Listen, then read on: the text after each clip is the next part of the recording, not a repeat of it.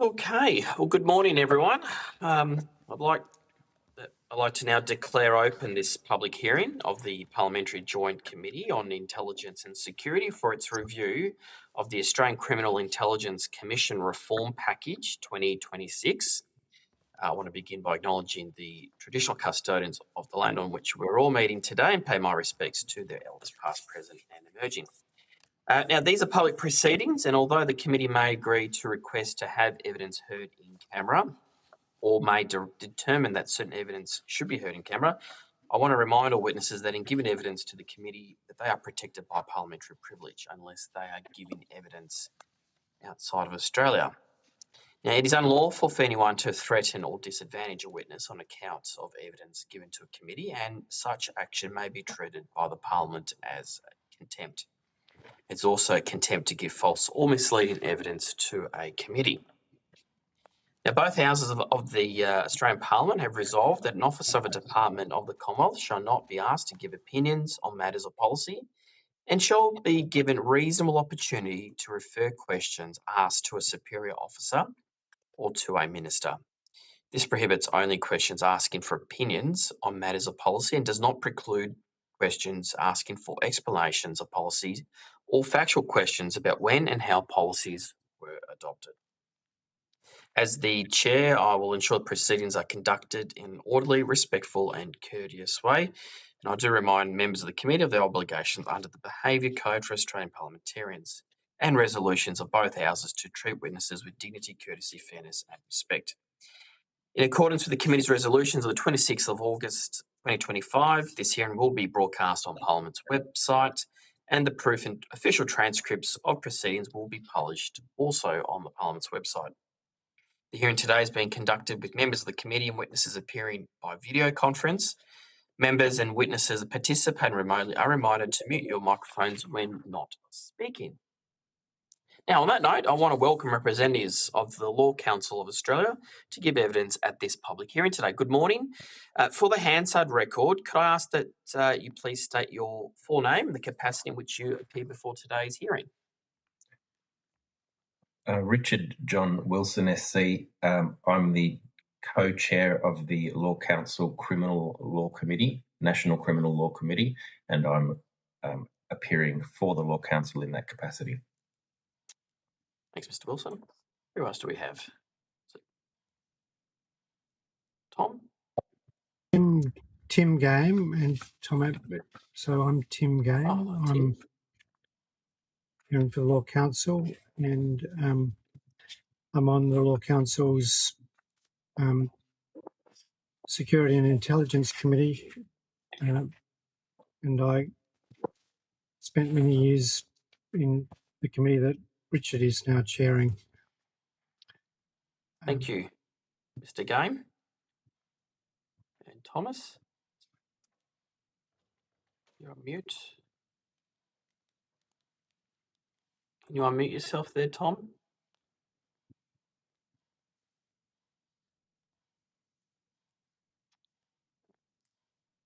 It's all right. We'll see whether we can get that fixed. Don't know if broadcasting can help, but unmute Mr. Andrews.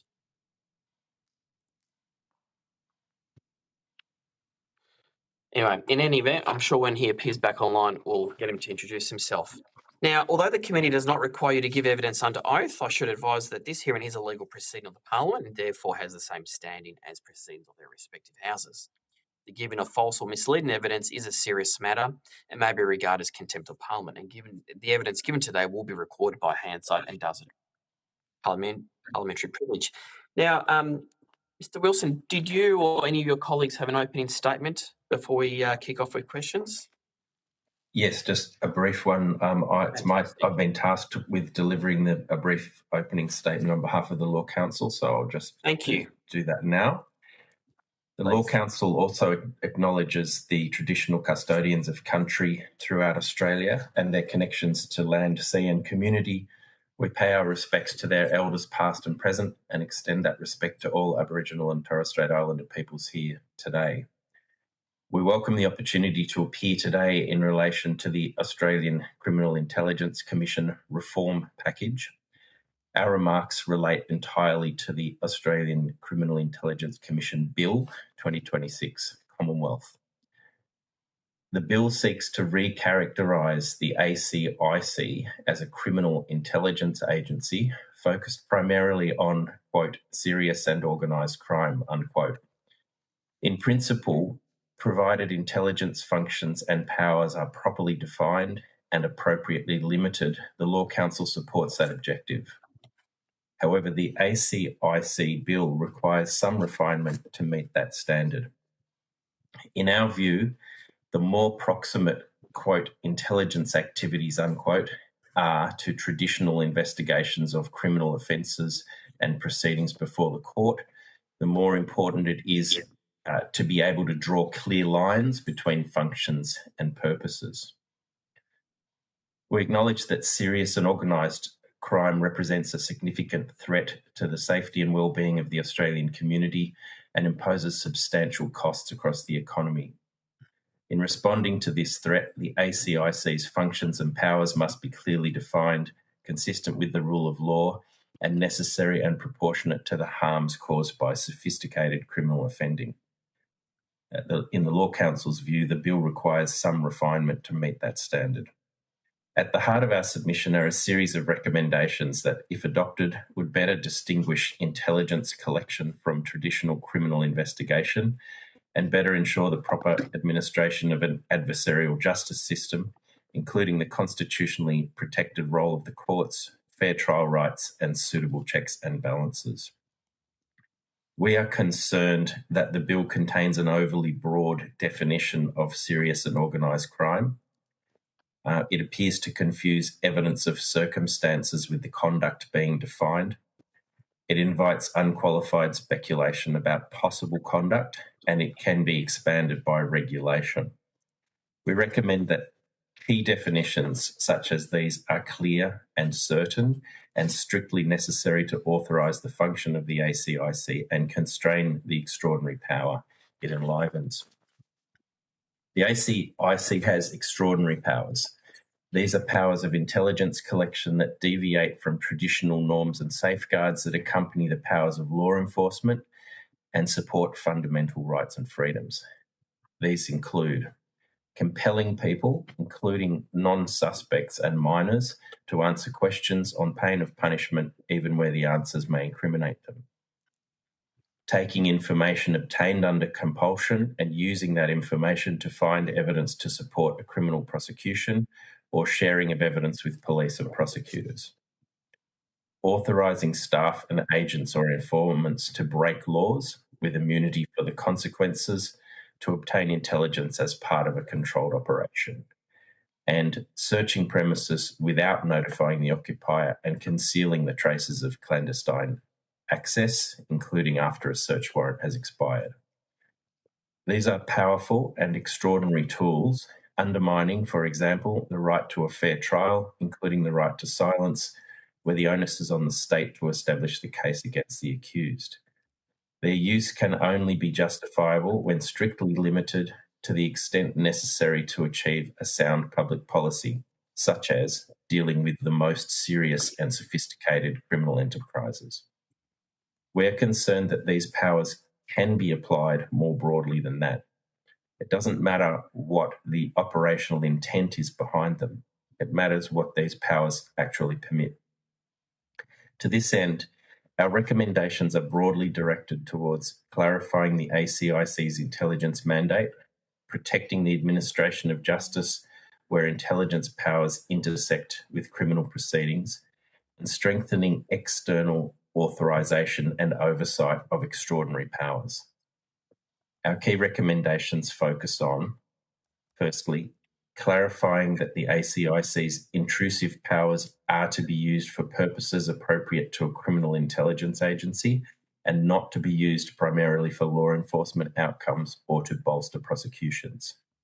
Secondly, strengthening the tests and thresholds for the utilisation of coercive powers, particularly in circumstances proximate to criminal justice processes. Next, improving controls on compelled and derivative material, including more robust protections where derived materials are to be obtained, used or communicated. Ensuring authorisation requests to access extraordinary powers are appropriately scrutinised and independently assessed. Ensuring a person's access to a lawyer is protected when subject to compulsory examination. And finally, ensuring that oversight arrangements are comprehensive and well designed. The Law Council's recommendations follow careful and constructive engagement with the ACIC bill. If implemented, our recommendations would help maintain a clearer distinction between intelligence collection and traditional law enforcement. They would also support preserving the administration of the adversarial justice system and afford greater protection to individual rights. We believe these changes would nevertheless allow the ACIC to continue to provide strategic criminal intelligence to the benefit of the community. We thank the committee for your time today, and one or more of us are happy to respond to your questions. Thank you. All right, well, thanks, Mr. Wilson. Look, I'll kick off with a few questions and I'll hand over to the Deputy Chair. I just wanted to touch on your opening statement, particularly around the powers and that are within the proposed reforms. You recommended the compulsory questioning powers should be deferred until after the resolution of criminal charges. Would you include exceptions to this deferral, like, for example, where information obtained through compulsory questioning is reasonably likely to disrupt a threat to life? Our recommendation is that those powers should only be exercised if there is both use and derivative immunity. So the answer to that would be to provide both use and derivative immunity in those circumstances. Could you specify which powers, I guess, your concerns are about the lack of derivative use immunity relate to? Like, is this just coercive powers or other powers like search or what they call it, the controlled intelligence orders operations that are used? The main focus is on the coercive questioning and document production powers, but I'll ask one of my colleagues to expand on that. Who do we have? Mr. Game. Thank you very much. Sorry, Mr. Andrews. Hello, Mr. Andrews. Now, could I just get you to just state your full name, the capacity in which you appeared today, given we had the technical issues beforehand? Certainly, and my apologies. Dr. Thomas Andrews, the Law Council of Australia Secretariat, where I'm a senior policy lawyer. Our recommendation about the use of compulsory questioning powers, it relates to their interaction with criminal proceedings. So in the circumstances described, the use of those powers in order to facilitate the saving of life isn't what's envisaged within the scope of that recommendation. And our concerns about use and derivative immunity in our submission is restricted to the coercive questioning framework, because that framework abrogates the privilege against self-incrimination. So it's Tim Game here. Hello, Mr. Game. I'm sorry if I just wanted to just make a couple of comments about that. Sure. So I don't think we'd be concerned. I don't think we'd be concerned to challenge the proposition you put in your question about the need to question in those circumstances for intelligence purposes. The use immunity is kind of not the whole. That's important, but it's not the whole picture. So the definition. So the question you put would clearly satisfy a high threshold. But the actual provision simply uses the language of reasonably necessary. So one needs to focus on those words as well, and that's a pretty kind of low bar. So one of our recommendations is that bar for questioning in such circumstances should be pitched higher. but we wouldn't question the proposition that there should be part of question in the circumstances, and it's not entirely a question of use immunity. It's a question of what that threshold is. But just in terms of use immunity, what we would say about that is this: that so there's only direct.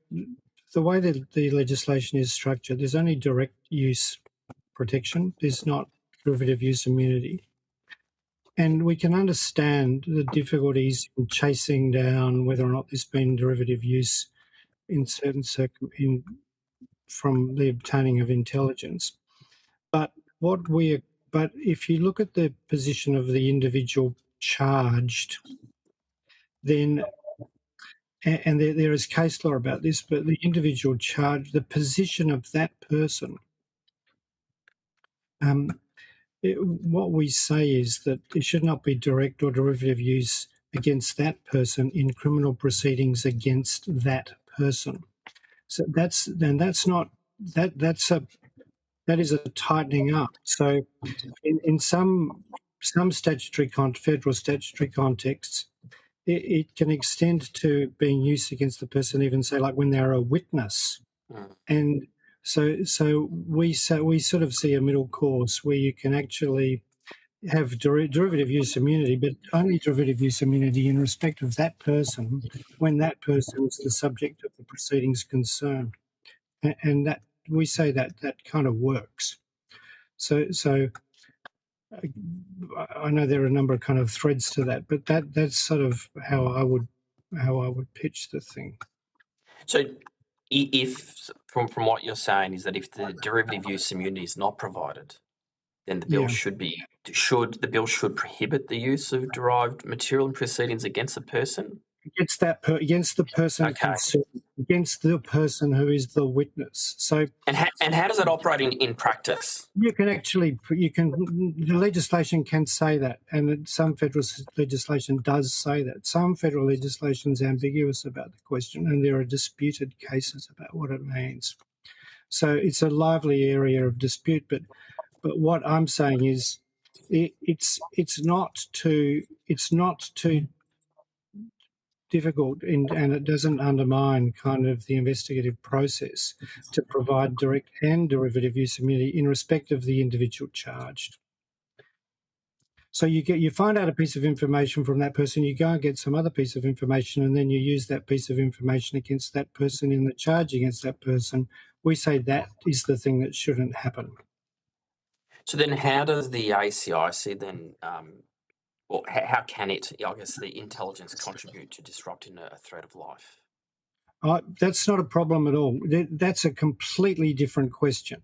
That's not a problem, and so all you're talking about is the person that you questioned 3 years down the track using against that person in a criminal case the answers that the person gave that you needed 3 years earlier to. So that they're unconnected. They're different questions. Now the answer, the retort to what I say is, well, why can't you go and get other information and then use it against that individual? But you've got to draw the line somewhere, and when you've got the person post-charge being questioned for intelligence purposes, and that's what the section says, then we say there should be protection around and it should be a fulsome protection around the answers that they gave in respect of them, not in respect of somebody else. So that person could be compelled to answer questions about that in proceedings against another person, including derivative use against. So it works. It's not it doesn't undermine the intelligence process. And with what's been proposed, are these new reforms? These are new powers. I mean, or do they, from your experience, have you seen these type of referrals exist previously, where an agency like the ACIC can pass on information to other law enforcement agencies?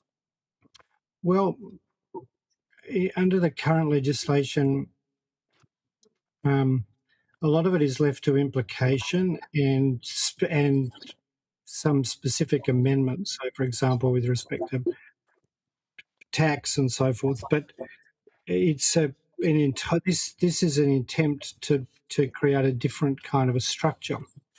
And the Australian Crime Commission had an investigative function, which this is proposed that this is not an investigative agency, although we say there are sort of a number of let-outs which are problematic, and that tightening the thing up would do no harm, and in fact would be a good thing. And we've sort of identified a number of, I would describe it as kind of legislative nervousness that something isn't caught, so that if something is relevant, then it's defined to mean could be relevant, or something is such and such appears to be. That's kind of strikes me as kind of legislative nervousness about the thing, and you do need to use more definite language. These things are going to be litigated, and they might be litigated in 10 years' time.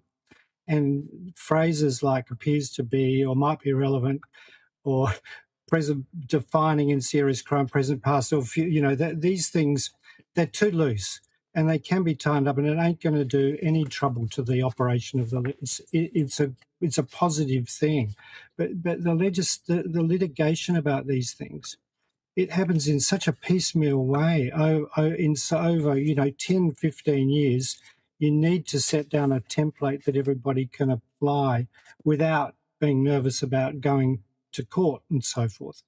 And there's another thing about this is there's protection over the use of material, except in respect of writ proceedings in federal jurisdiction. But that won't be the only kind of litigation that you get. People might seek declarations. They might seek breach of confidence proceedings. They might seek debtor proceedings. So again, these things, they're not really problematic, but they need to be tightened up. And we've tried to kind of identify what we see as the sort of main areas.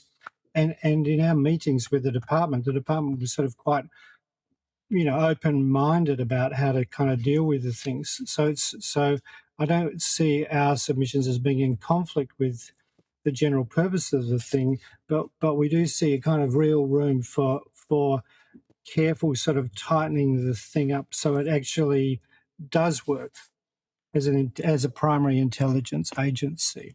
Okay. Well, I'll just ask this last question before I hand over to the Deputy Chair. I'm just interested in your recommendation number 16, and I'm not sure who it is that the three of you before us, but in terms of tightening the section 118 for the use of derivative materials, I was hoping you might be able to talk us through the recommendation there, the rationale behind it.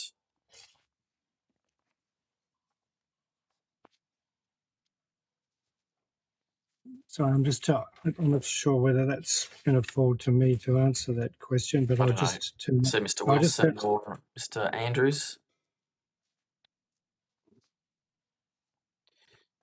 It's just about the tightening of the use of derivative materials, I think is what the crux of what is being put to the committee. Well, shall I describe what I've put to you? What we put as our fallback position is if there is going to be derivative use enabled, then there should still be protection in respect of the individual questioned in a charge against that individual of derivative use, and that's not a problematic legislative proposition, and it's easy, and there is legislation that uses that kind of language. Okay. All right. In fact, the Act itself uses that language when it talks about in a prosecution for the person for perjury and so forth. So it's kind of that's our proposal. That's our fallback proposal, if I could put it that way. All right. All right, Deputy Chair. I think you're on mute.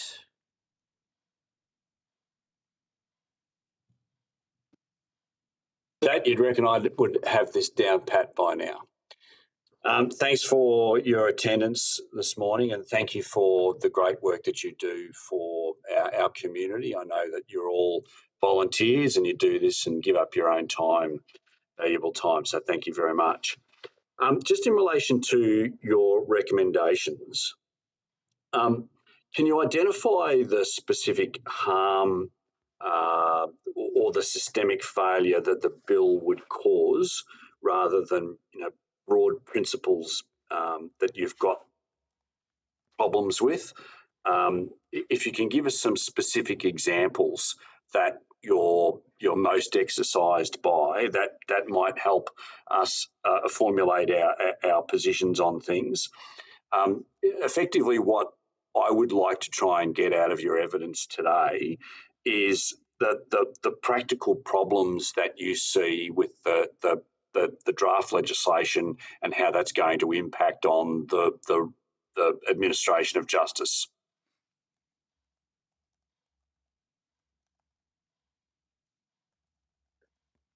Not sure which one. I'm not sure which one of you want to answer, but you can take your recommendations in order. Okay, so but can I just give you a kind of an overview of we might want to take on notice giving you some specific examples, but an overview of the thing is that we think that the way in which the thing is structured, it's not a successful attempt to turn an investigative agency into an intelligence agency, because in fact it leaves open doors directly back into investigation and prosecution. And there are a number of kind of critical points around that which we attempt to identify in there. But if you wanted a kind of, you asked for specifics, but our broad kind of problem is it needs tightening up to ensure that it truly performs that function, and that at critical gateways it opens itself up to being what it was before, namely an investigative agency, so that, for example, the definition of combating crime itself picks up prosecution, which is critical in terms of functions of the agency and so forth, and we chase that through in a number of respects. But in terms of specific examples, I think it would be a bit hard-pressed to give you those examples on the run, but we could take that on notice and give you some further responses on that. Yeah, okay. So that's in relation to all of the various recommendations that you've provided. If you could do that, that'd be great. And you may want to take this on notice as well. Do you have a position on what these changes, if they were implemented as is, as opposed to what you're suggesting they should be, what costs this might bring to, the DPP, legal aid, the court system? Do you think it's going to delay proceedings?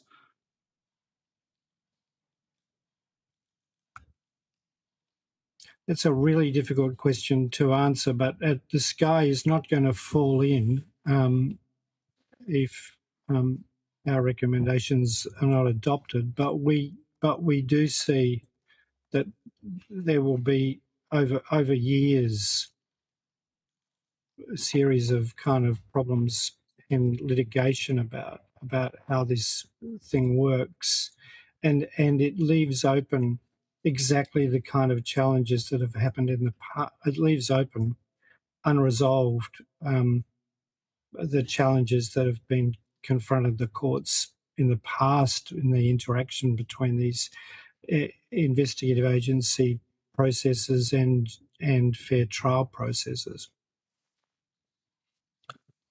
Okay.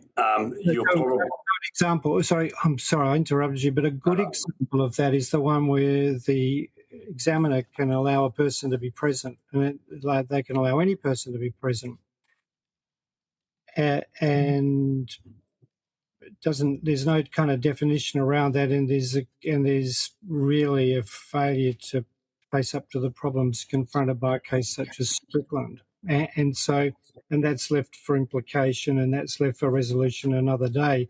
But the section is constructed in such a way that it leaves discretion to the examiner as to allow some other person to be present, and that's a kind of good example of the circumstance where we say that that's too broad and not appropriate. That's the kind of thing that we.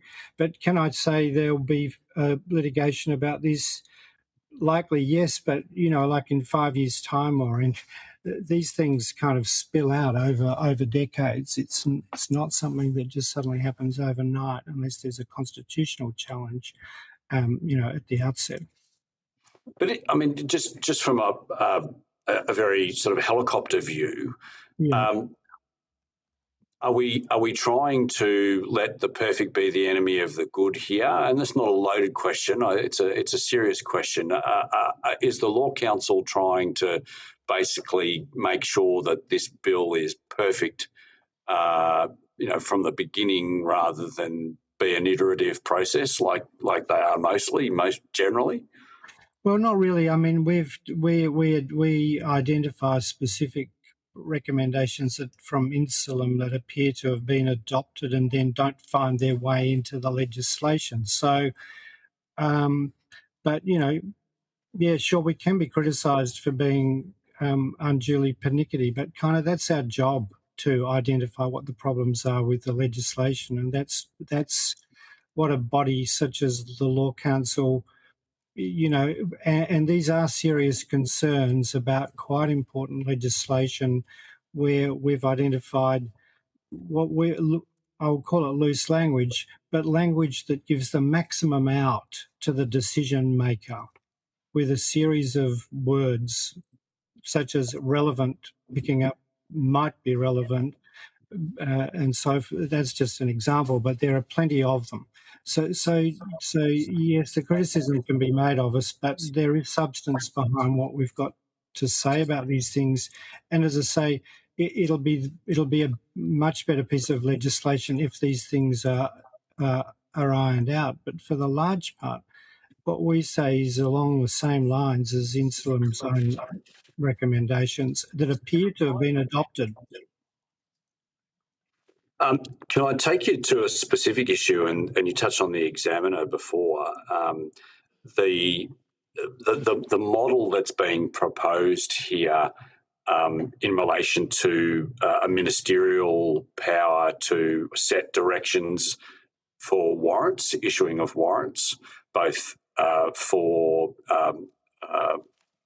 property and also for personal warrants, and then the use of an examiner. How is that modelled on another piece of legislation?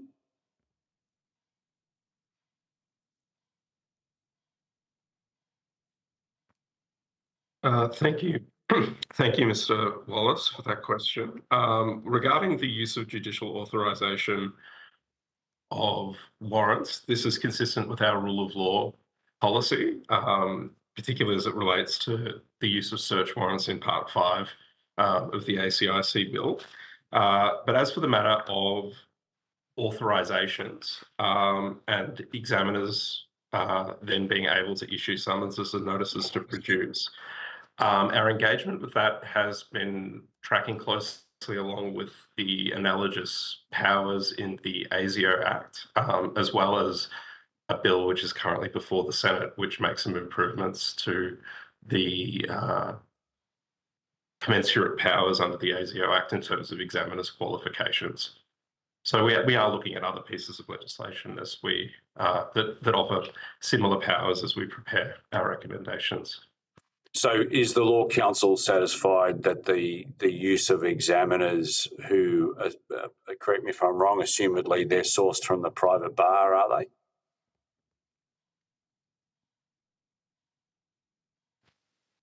Just 1 second, as I turn to our section on examiners. Not necessarily, but they've not been from the private bar in the past. They've been internal officers of Australian Crime Commission. But we have recommended. I'll let Dr. Andrews answer the question, but we do have recommendations about qualifications of examiners.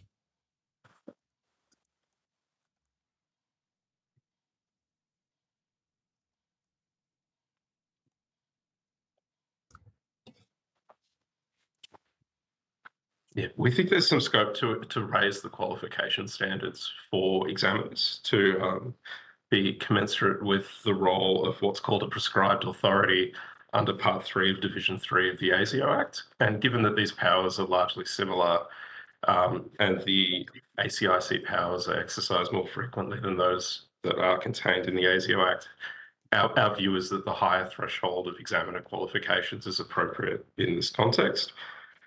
Some differences between the two qualifications are that under the ACIC bill, the proposal is for both former judges as well as persons who are enrolled as legal practitioners and have been so enrolled for at least 5 years. The ASIO Act requires also that persons who've served as a judge in one or more superior courts for at least 5 years. So it places a tenure time qualification. It extends to members of the ART who serve as president or deputy president, and persons who are enrolled as legal practitioners under the ASIO Act must have been so enrolled for at least 10 years and have been appointed senior counsel. So there are some significant differences in the qualification standards across the two frameworks. So that last point that you said that they should be silk, where does that come in? This is included as part of the qualification framework for a prescribed authority. It's Section 34AD of the ASIO Act. Right. Okay. So at the moment, under the ACIC reforms, the examiners can be drawn from officers of the ACIC. Is that right? The current bill doesn't have a disqualification provision. So it has standards for qualification, whereas the ASIO Act has a disqualification provision. Forgive me, I don't have those the exact section and subsection number in front of me. That's all right.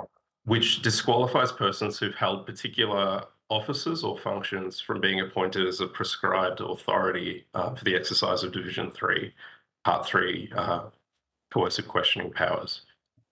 It does include ASIO officers as part of those disqualification. Yeah. So there's no disqualifying provisions for an ACIC person, either current or former, to be an examiner. And I'm assuming Law Council would have a problem with that.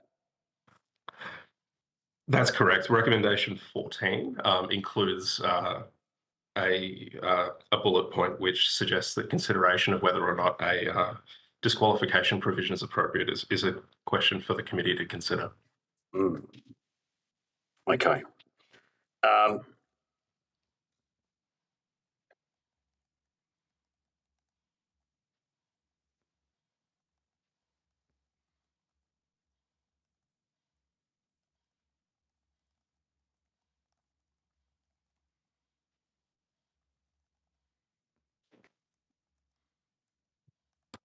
Can you come back to me, Chair, please? I certainly can. Look, I'll just jump in. I wanted just to ask you about recommendation number 14. I think there's a suggestion there that you want to align the examiner's qualifications with the prescribed authorities at Section 34 of the ASIO Act. I just want to ask, how do these requirements in the ASIO Act vary from what is being proposed in this bill, and what does that mean in practical terms for the qualifications of the examiners to exercise their powers? Thank you, Chair. My answer is similar to my answer to the previous question from Mr. Wallace, in the sense that the current qualification provision in the ACIC bill provides that a person cannot be appointed as an examiner unless they are enrolled as a legal practitioner and have been so enrolled for 5 years. And that provision is also made for former judges who no longer hold a practicing certificate. Section 34 of the ASIO Act has higher qualifications required for a person to be appointed as a prescribed authority, which is an analogous position to an examiner for the purposes of the Division 3, Part 3 questioning warrant framework. And those qualification positions are outlined at paragraph 155 of our submission, and they include that a person has been appointed a judge in one or more superior courts for a period of at least 5 years and no longer holds that commission, that the person is currently appointed to the Administrative Review Tribunal as president or deputy president, or a person who is enrolled as a legal practitioner of a federal court or of the Supreme Court of a state or territory, has engaged in legal practice for at least 10 years, holds a current practicing certificate, and has been appointed senior counsel. So there are these are higher qualifications under the ASIO Act for the purposes of the Part 3 Division 3 powers. So in terms of then what you recommend to disqualify an examiner, so you recommend consideration be given to a good disqualification provision. So the disqualification, you talk about, or consideration be given to a disqualification provision? Certainly. Can you expand? Under Section 34 of the ASIO Act, there are a set of minimum qualification standards, but there are also a number of current roles that a person may occupy that disqualifies them from appointment as a prescribed authority under the ASIO Act. I'll have to take on notice, because I don't have the ASIO Act in front of me this morning. That's all right.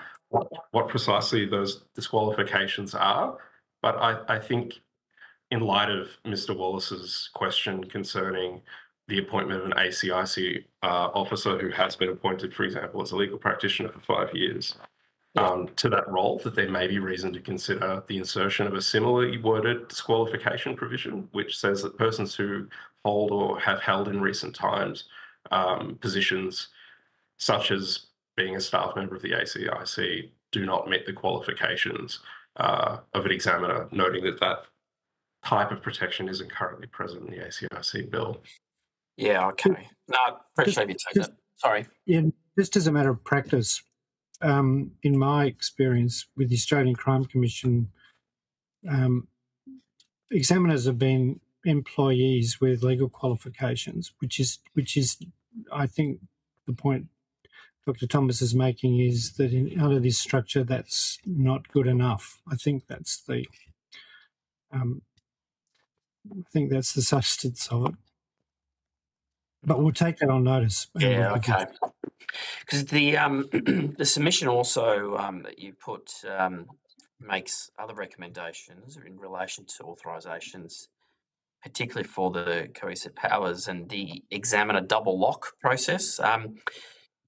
Again, I was just hoping you might be able to expand for me on those recommendations, and noting that the currently drafted ministerial authorisation requires the minister to specify a link to serious and organised crime and includes a public interest test. I was just interested in your views about those tests, and are there any additional requirements that you think we need to look at or consider?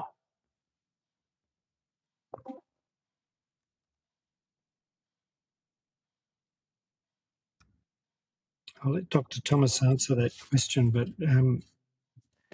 just trying to pick up which recommendation you're taking us to. But the double lock, I just can't find it in the submission, but maybe Dr. Thomas can answer that question. Yeah, otherwise take it on notice, but yeah.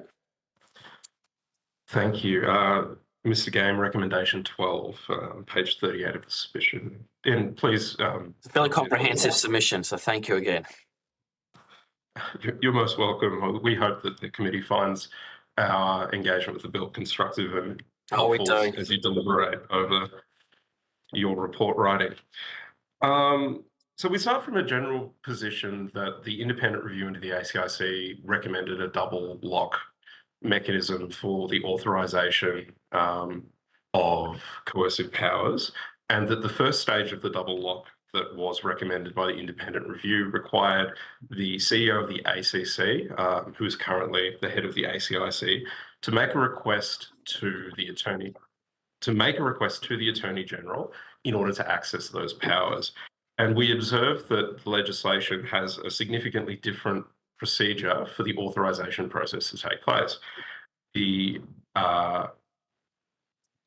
Attorney General has been substituted for the Minister, and rather than make a request, which is one component of satisfying a description of a lock, instead the Minister responsible makes a declaration without necessarily receiving a request for that authorisation from the ACIC. And we think that that can be improved in a number of ways. Firstly, to reintroduce the requirement that such a authorisation is first requested and then it is assessed against a series of tests in order to see if that is indeed warranted in the circumstances.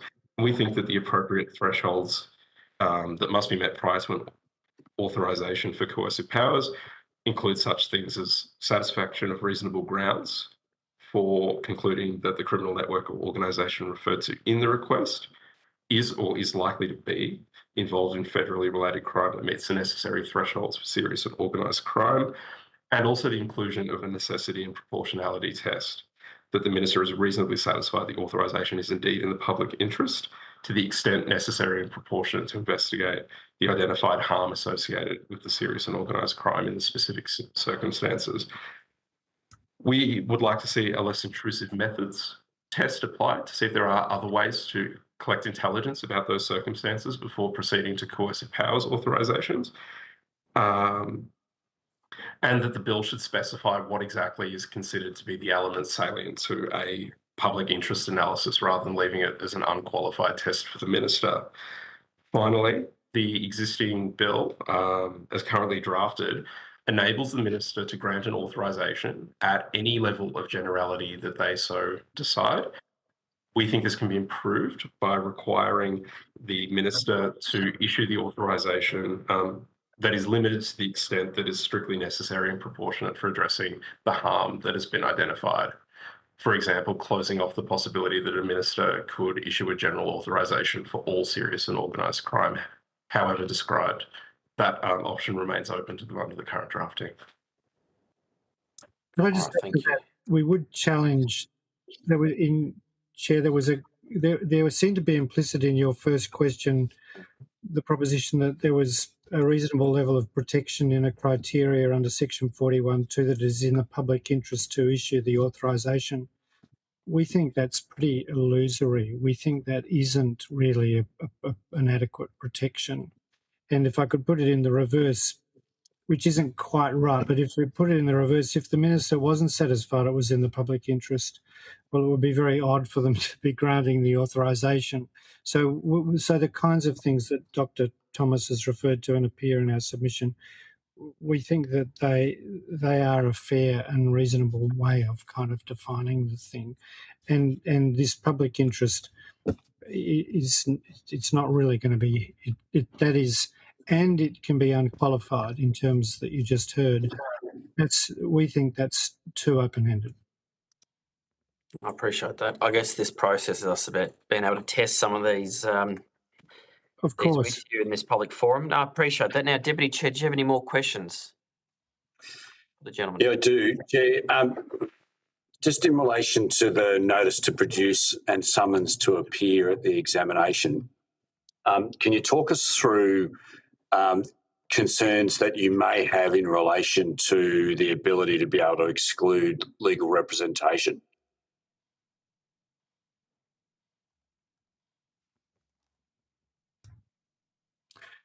I don't know whether Dr. Thomas wants to answer that, but I think our concerns were that it wasn't, the way it's defined is that it would prejudice the examination, but it might prejudice the examination having any lawyer present. I think the point really needs to be about the fact that the presence of the legal practitioner is in itself a problem.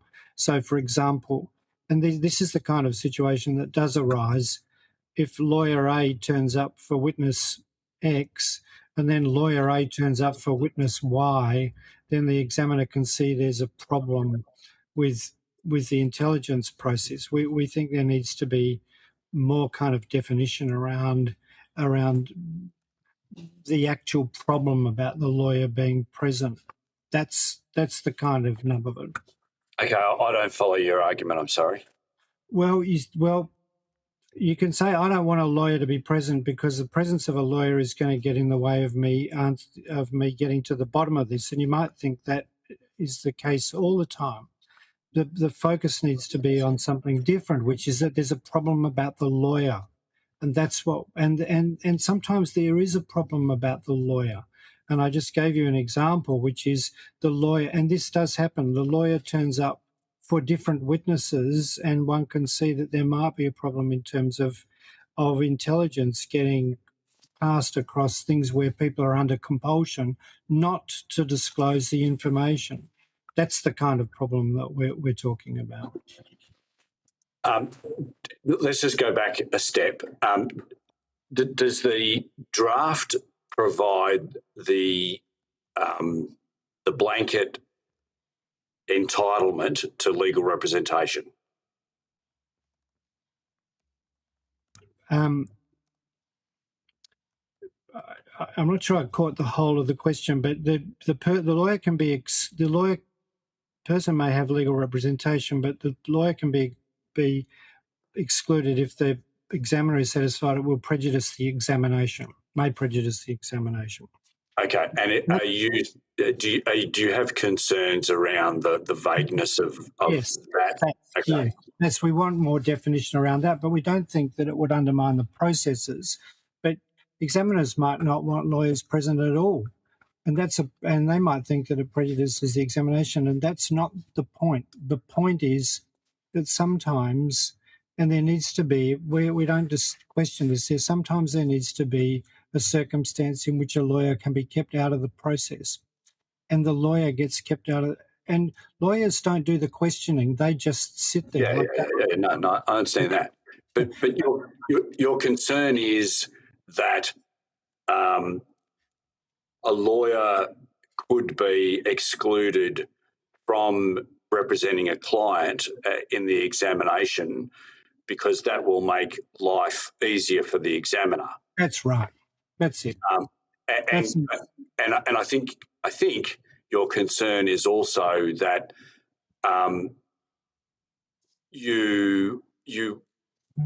there are occasions where if a lawyer is representing two individuals, particularly in relation to the same matter, that one lawyer could indeed prejudice the matter or the examination if those clients have competing interests.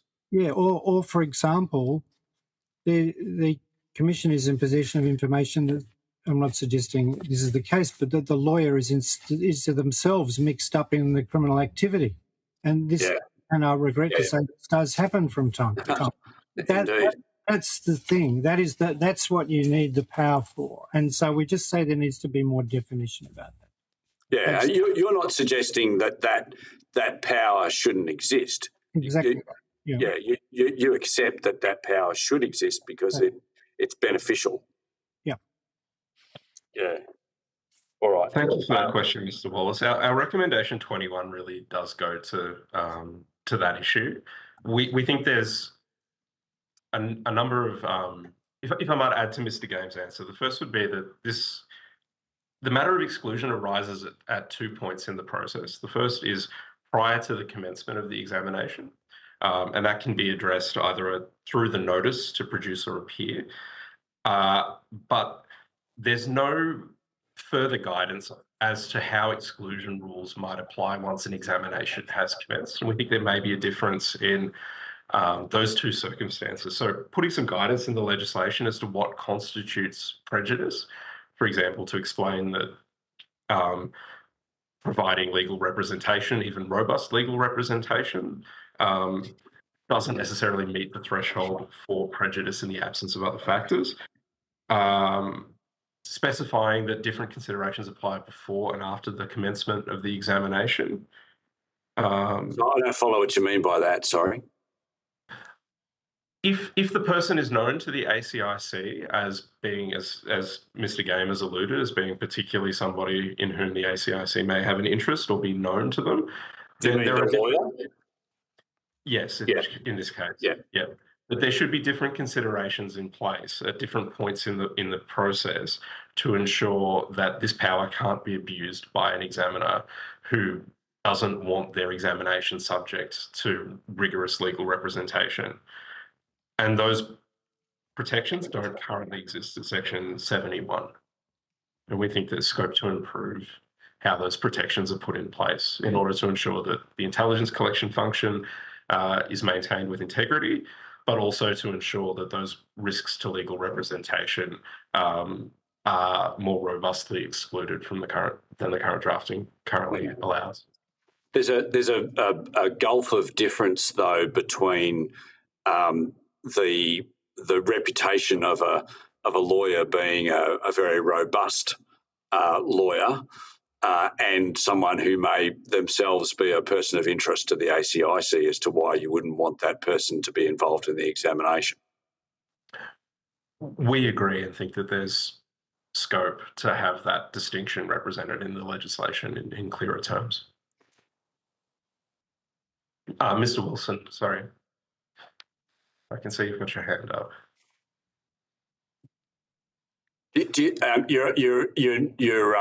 You've been muted, Mr. Wilson, but before you unmute, do you think you need to spell that out in the legislation or how do you deal with the issue that arises where the lawyer themselves could be, up to their neck in it themselves as to why they should be excluded? Does that need to be expressly spelt out? I think that it's always preferential to have those kinds of definitions included in primary legislation, particularly where that ambiguity exists, that the word prejudice can have different meanings, and that without having that definition included in the legislation, it is harder to see that provision present and available to all parties. Thanks, Mr. Wilson. Well, I think there's two.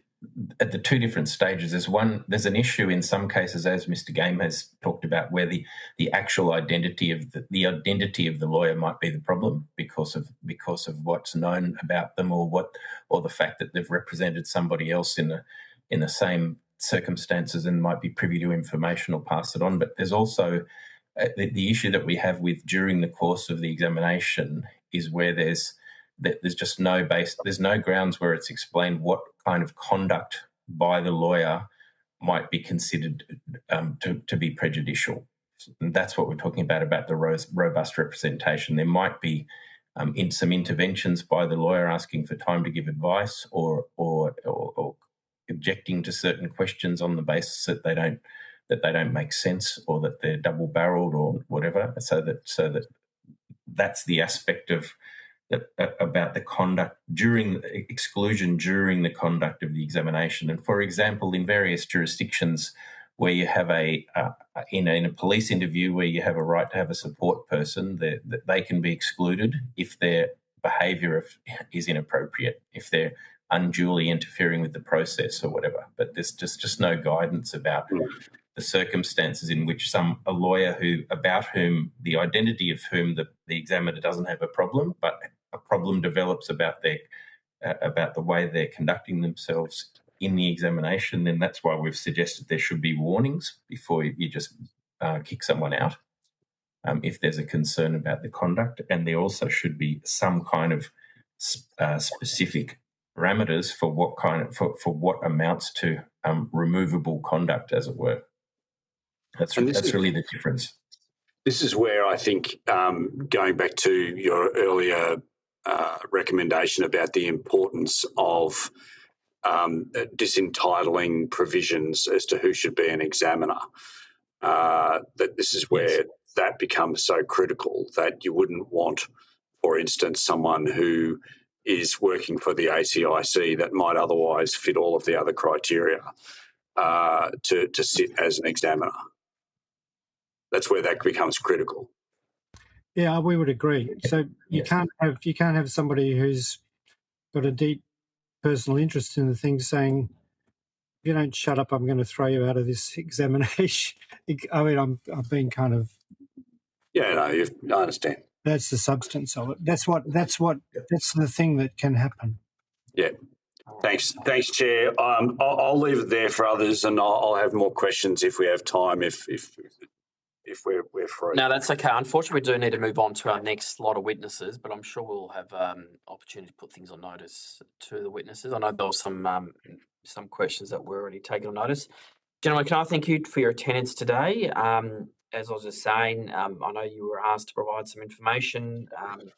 If there were any that you had to take on notice, which I know you had to, could you please do so to the Secretary by Friday, the 14th of August? They'll be in touch with you if you've got any questions. Now, we'll also send you a copy of the transcript of your evidence today and have an opportunity to request any corrections if there were any errors in the transcription.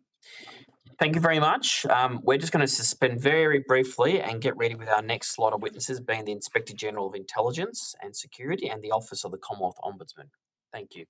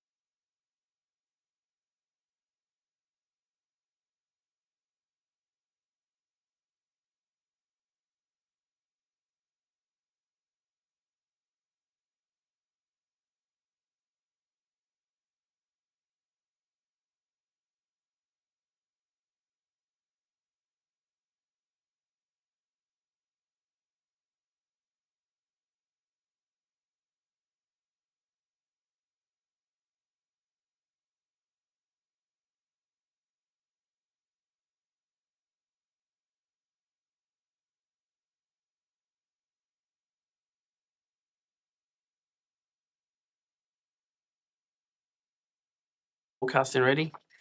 Fantastic. All right, welcome back, everyone. I'd now like to welcome representatives of the Inspector General of Intelligence and Security in the Office of the Commonwealth Ombudsman to give evidence at this public hearing today. For the Hansard record, could I ask that you all state your full name and the capacity in which you appear today before the committee? We'll start with the Inspector General.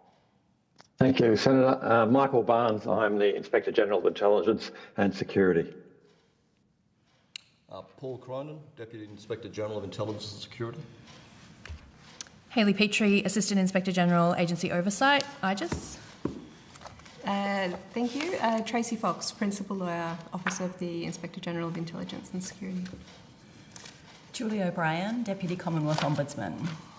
And Julia Galluccio, Senior Assistant Ombudsman, Office of the Commonwealth Ombudsman. Fantastic. Thanks, everyone. Now, although the committee does not require you to give evidence under oath, I should advise that this hearing is a legal proceeding of the Parliament and therefore has the same standing as proceedings of their respective houses. The giving of false or misleading evidence is a serious matter and may be regarded as a contempt of the Parliament. The evidence given today will be recorded by Hansard and attracts parliamentary privilege. Now, did Inspector General, did you have an opening statement for this morning? Just a few brief observations, if I may, Chair. Yes, please.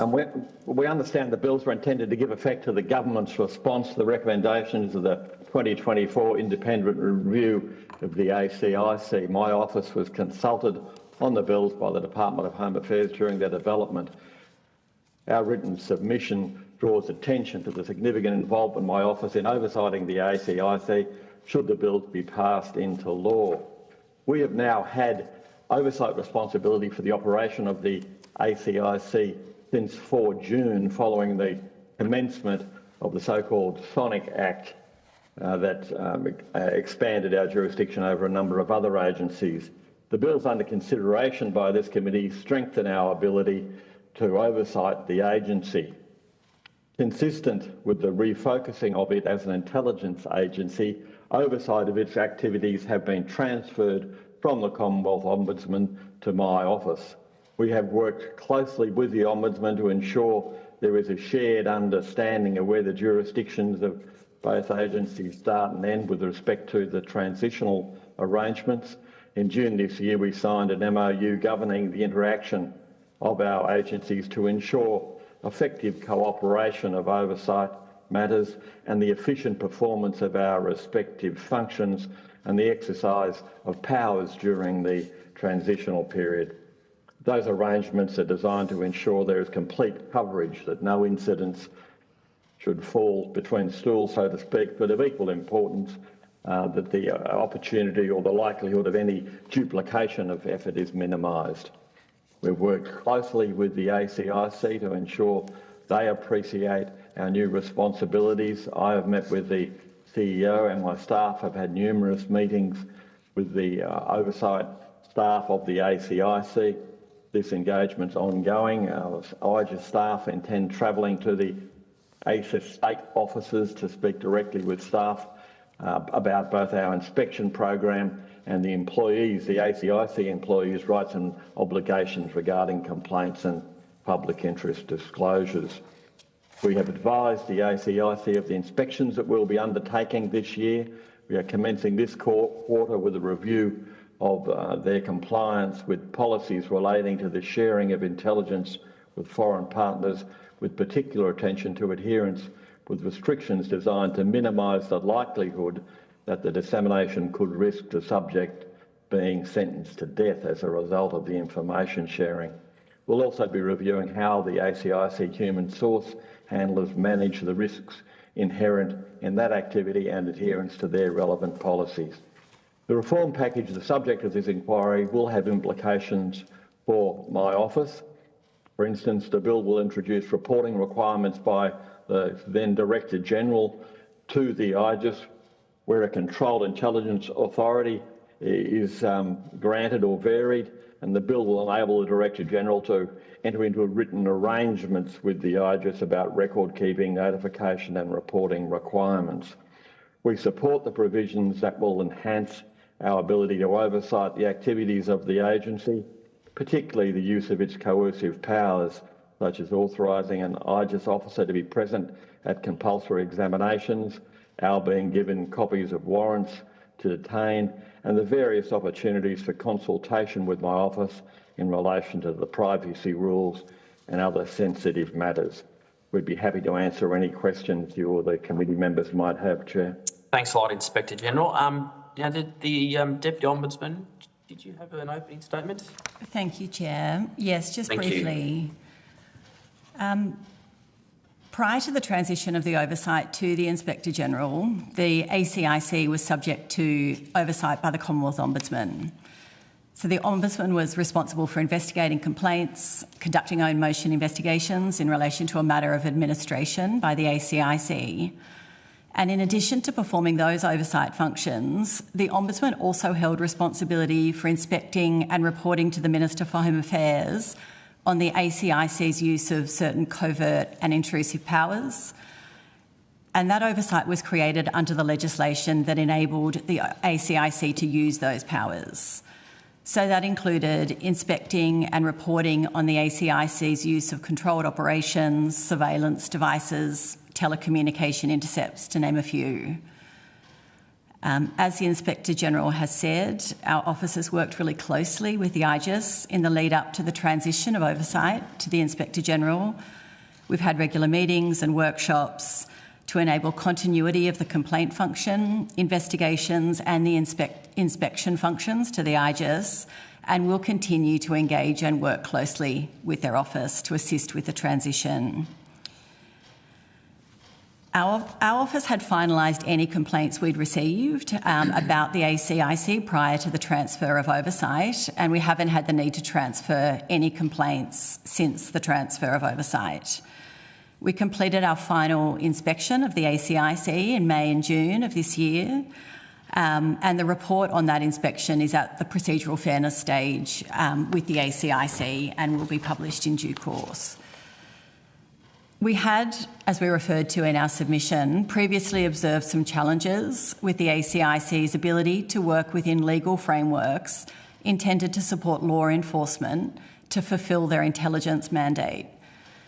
We found that there was a risk that the ACIC would not be able to adequately demonstrate it met the legislative thresholds for using certain covert and intrusive powers if they were challenged in court in all the circumstances. This is because the covert powers were designed to be used for the purpose of investigating and prosecuting a serious offence rather than intelligence collection. We made a series of recommendations to the ACIC to address the risk, going to things like their authorisation frameworks, their governance, policies and practices and training of staff. And we have seen progress by the ACIC in implementing those recommendations that we made. The reforms proposed in this bill will also support the ACIC in addressing this risk. The bill will better align the ACIC with the functions of a national criminal intelligence agency, and we're pleased that a consequential amendments package to amend the various acts governing the covert powers in other legislative regimes, for example, the Telecommunications Interception Act and the Surveillance Devices Act, will be introduced later this year. We understand that the combination of this bill, together with those further consequential amendments, will enable the ACIC to use covert powers in support of its intelligence mandate and subject to the oversight by the Inspector-General. Thank you, Chair, and we're happy to take any questions. Thanks a lot for that. And I'm also going to ask that I'm sure that both of you are happy to table or at least provide us with a soft copy of those opening statements. Thank you. Deputy Chair, happy to hand over to you. Thanks, Chair. Mr Barnes and the Deputy Ombudsman, I don't know if you heard the previous evidence that was given by the Law Council of Australia. Can I just get some confirmation whether you did or you didn't? You did, yes? Okay. So I just want to take you to the coercive powers issue. Under the double lock, the responsible minister replaces the ACIC board as one of two authorising points.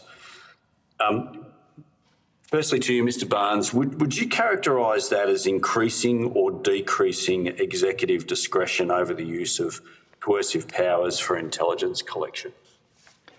I'd prefer not to give an opinion of that on the run. I'd want to look at both the existing provisions and the proposed provisions. So I'd take that on notice if I could, Mr Wallace. Yeah, okay, that's fine. So a number of the questions that I'm going to ask you, I think that being the IGIS, you are in a very particular position to be able to comment on this stuff, because the whole purpose of the IGIS is to effectively ensure that our intelligence and security agencies are operating within the law, and you're in a very sort of, I don't mean this acutely, but you're in a privileged position. Obviously, you're someone with a very strong background in this area of the law, and I think the committee would be really keen to hear your frank views on this. This is not a normal committee where we're trying to score points against the government, or this is an issue where we're trying to ensure that we get this legislation right for the security, for national security. And that's where we need to sort of tap into your brain as to whether some of the problems that have been identified by the Law Council, whether they are real problems, whether they're sort of imagined problems. So can I get you to sort of see that in the light? This is the first time I've actually questioned you. I used to be the Deputy Chair in the previous Parliament, and for some strange reason they've brought me back in. So I just want to get that sort of straight between you and me. I'm not trying to trip you up. I'm trying to make sure that the legislation that we sign off on is the best it can be. And you're really pivotal to that, as is the Insulum. Yeah, thank you for that, Mr Watson, and I'm very happy to provide that. The difficulty I've got is we only received this morning the very detailed and considered submission by the Law Council, which I think does raise quite substantial issues. And I'd want to look at their submissions before critiquing it, so to speak. Yeah, okay. Well, having had the benefit of listening to the Law Council, and if you need to take this on notice, please do so. One of the issues they raised was with the double lock that an officer of the ACIC could be involved in that process. Do you have any concerns that you want to raise about that? Undoubtedly, having an employee of the organisation purporting to be part of a double lock reduces the effective independence of that process. There can be no doubt about that. If you work for an organisation, you are going to have greater sympathies with its mission, and you could reasonably raise an apprehension that a person in that situation might not be as independent. So I would support the proposition that there should be some safeguard against that. So the Law Council used the example of the disentitling provisions in the ASIO Act that a person who's in the employ or former employee, for that matter, of ASIO should be excluded from holding that second lock position in the double lock. You might be familiar in the UK, the office that is most similar to our office, the IGES, operates as part of that double lock provision, and that is obviously to ensure that both decision makers are independent of the investigative agency. Do you have a view about the first stage, which is that of the ministerial involvement, whether that setting the guidelines from in this case, the Minister for Home Affairs, whether that's the most appropriate way to go about it for coercive powers? Yeah, I mean, that's consistent with a number of the other national intelligence community agencies where the ministers grant warrants. Should that be, do you have a view about whether that should be the Attorney General or Home Affairs? No, I don't have a view on that, sir. Okay. I would like to say something about one of the issues that was dealt with in some detail in the last hearing, that being the ability to exclude individual lawyers from coercive hearings. You might be aware that for 5 or 6 years before I came into the current role, I was Commissioner of the New South Wales Crime Commission, and I presided over many coercive hearings. That legislation again provides that a witness has a basic entitlement to be represented, but that the Commission can exclude an individual practitioner if concerned that allowing that practitioner to participate will undermine the efficacy of the inquiry. And there are a number of circumstances when that can arise and that are difficult to spell out in the legislation without defeating the purpose. I mean, the bad behaviour in the hearing room, that's easy, that's on transcript, or you can see them making signals to the witness about whether they should answer or not. You can draw attention to that and they can be excluded, and if necessary, that decision could be challenged. So I don't think it really is a problem of over-vigorous lawyers being improperly excluded. That will all be recorded. That power would not be able to be abused, in my view.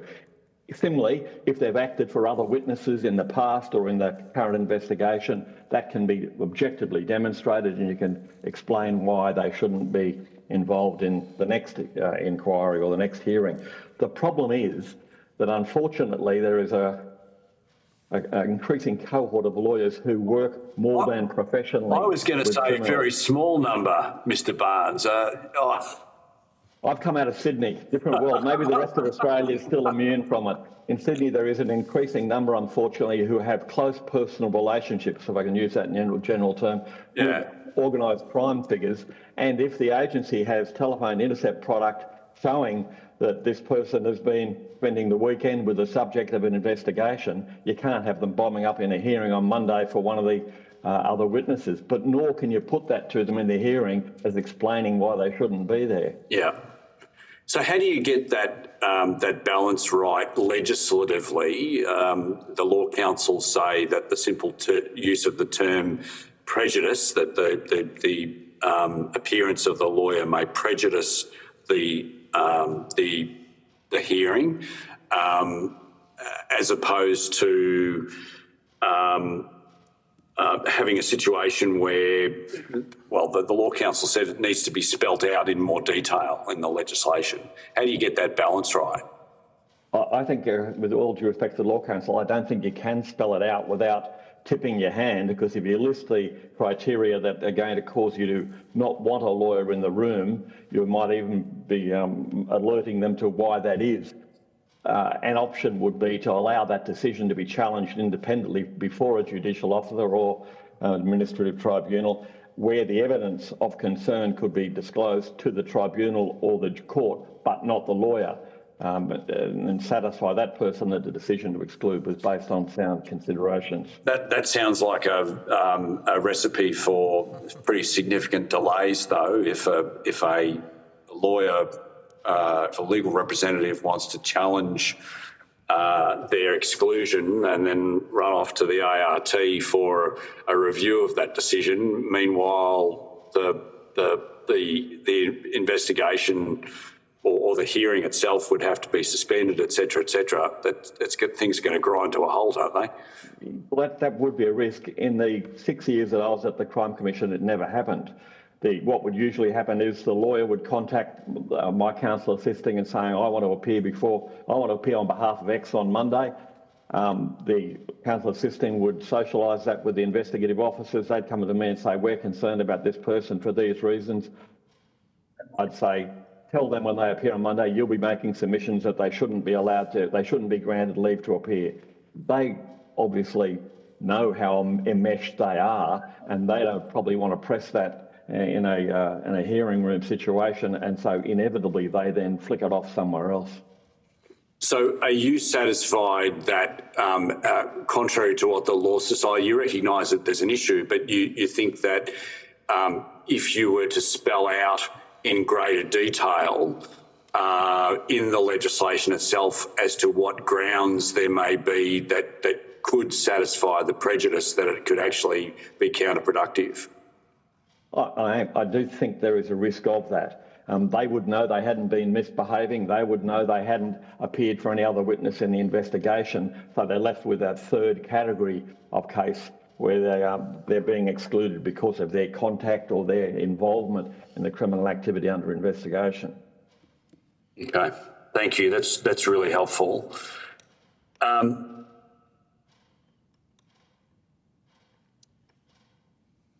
In your submissions, you note the bill sets out how coercively obtained information may be used and disclosed. Are you satisfied the protections prevent the material being used against a person in a way the coercive framework was not intended to allow?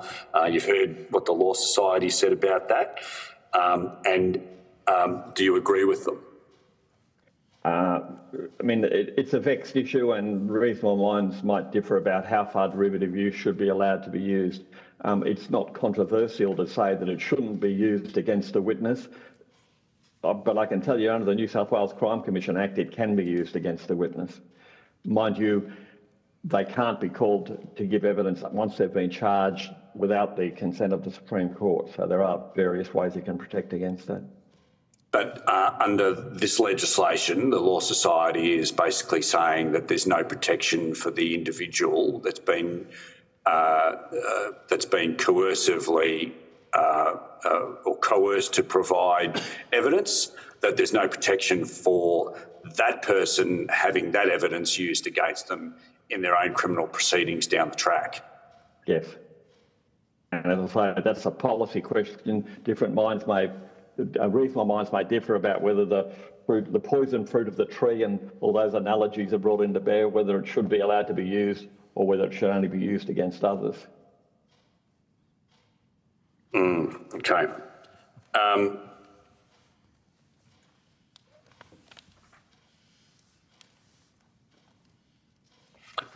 Just in relation to search warrants, Part 5 has the Attorney-General issuing search warrants over premises and over persons on the request of the Director-General. During consultation, did your office raise whether an independent issuing authority should be involved? I'm not sure. Mr. Cronin could probably, you understand that happened before I came to the role. Mr. Cronin could probably respond to that. Paul Cronin, Deputy Inspector General. The short answer is I don't believe so. We could check that, but I don't believe that was part of our considerations. All right. You describe the accompanying measures as strict. What reporting will you actually receive on the execution of these warrants, and will you see warrants that are issued but never executed? Inspector General. Again, Mr. Cronin or Ms. Petrie might be better equipped to answer that question, sir. Yeah, thank you. I might pass to our principal lawyer to address that one, Chair, Deputy Chair. Thank you so much. Tracy Fox, Principal Lawyer. There are several new provisions regarding reporting in the bill, and we did provide comments to the Department of Home Affairs that we were content that those reporting provisions were appropriate in the circumstances.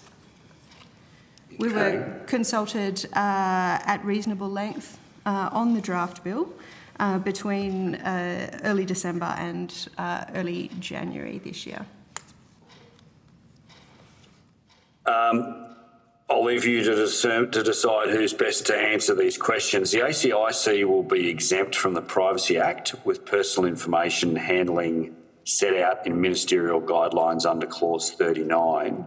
Will those guidelines be public, and will they be subject to parliamentary disallowance? Well, I'm aware that that's a similar model that applies to the other NIC agencies, but again, Ms. Fox, you probably best advise you what's proposed under the draft bill.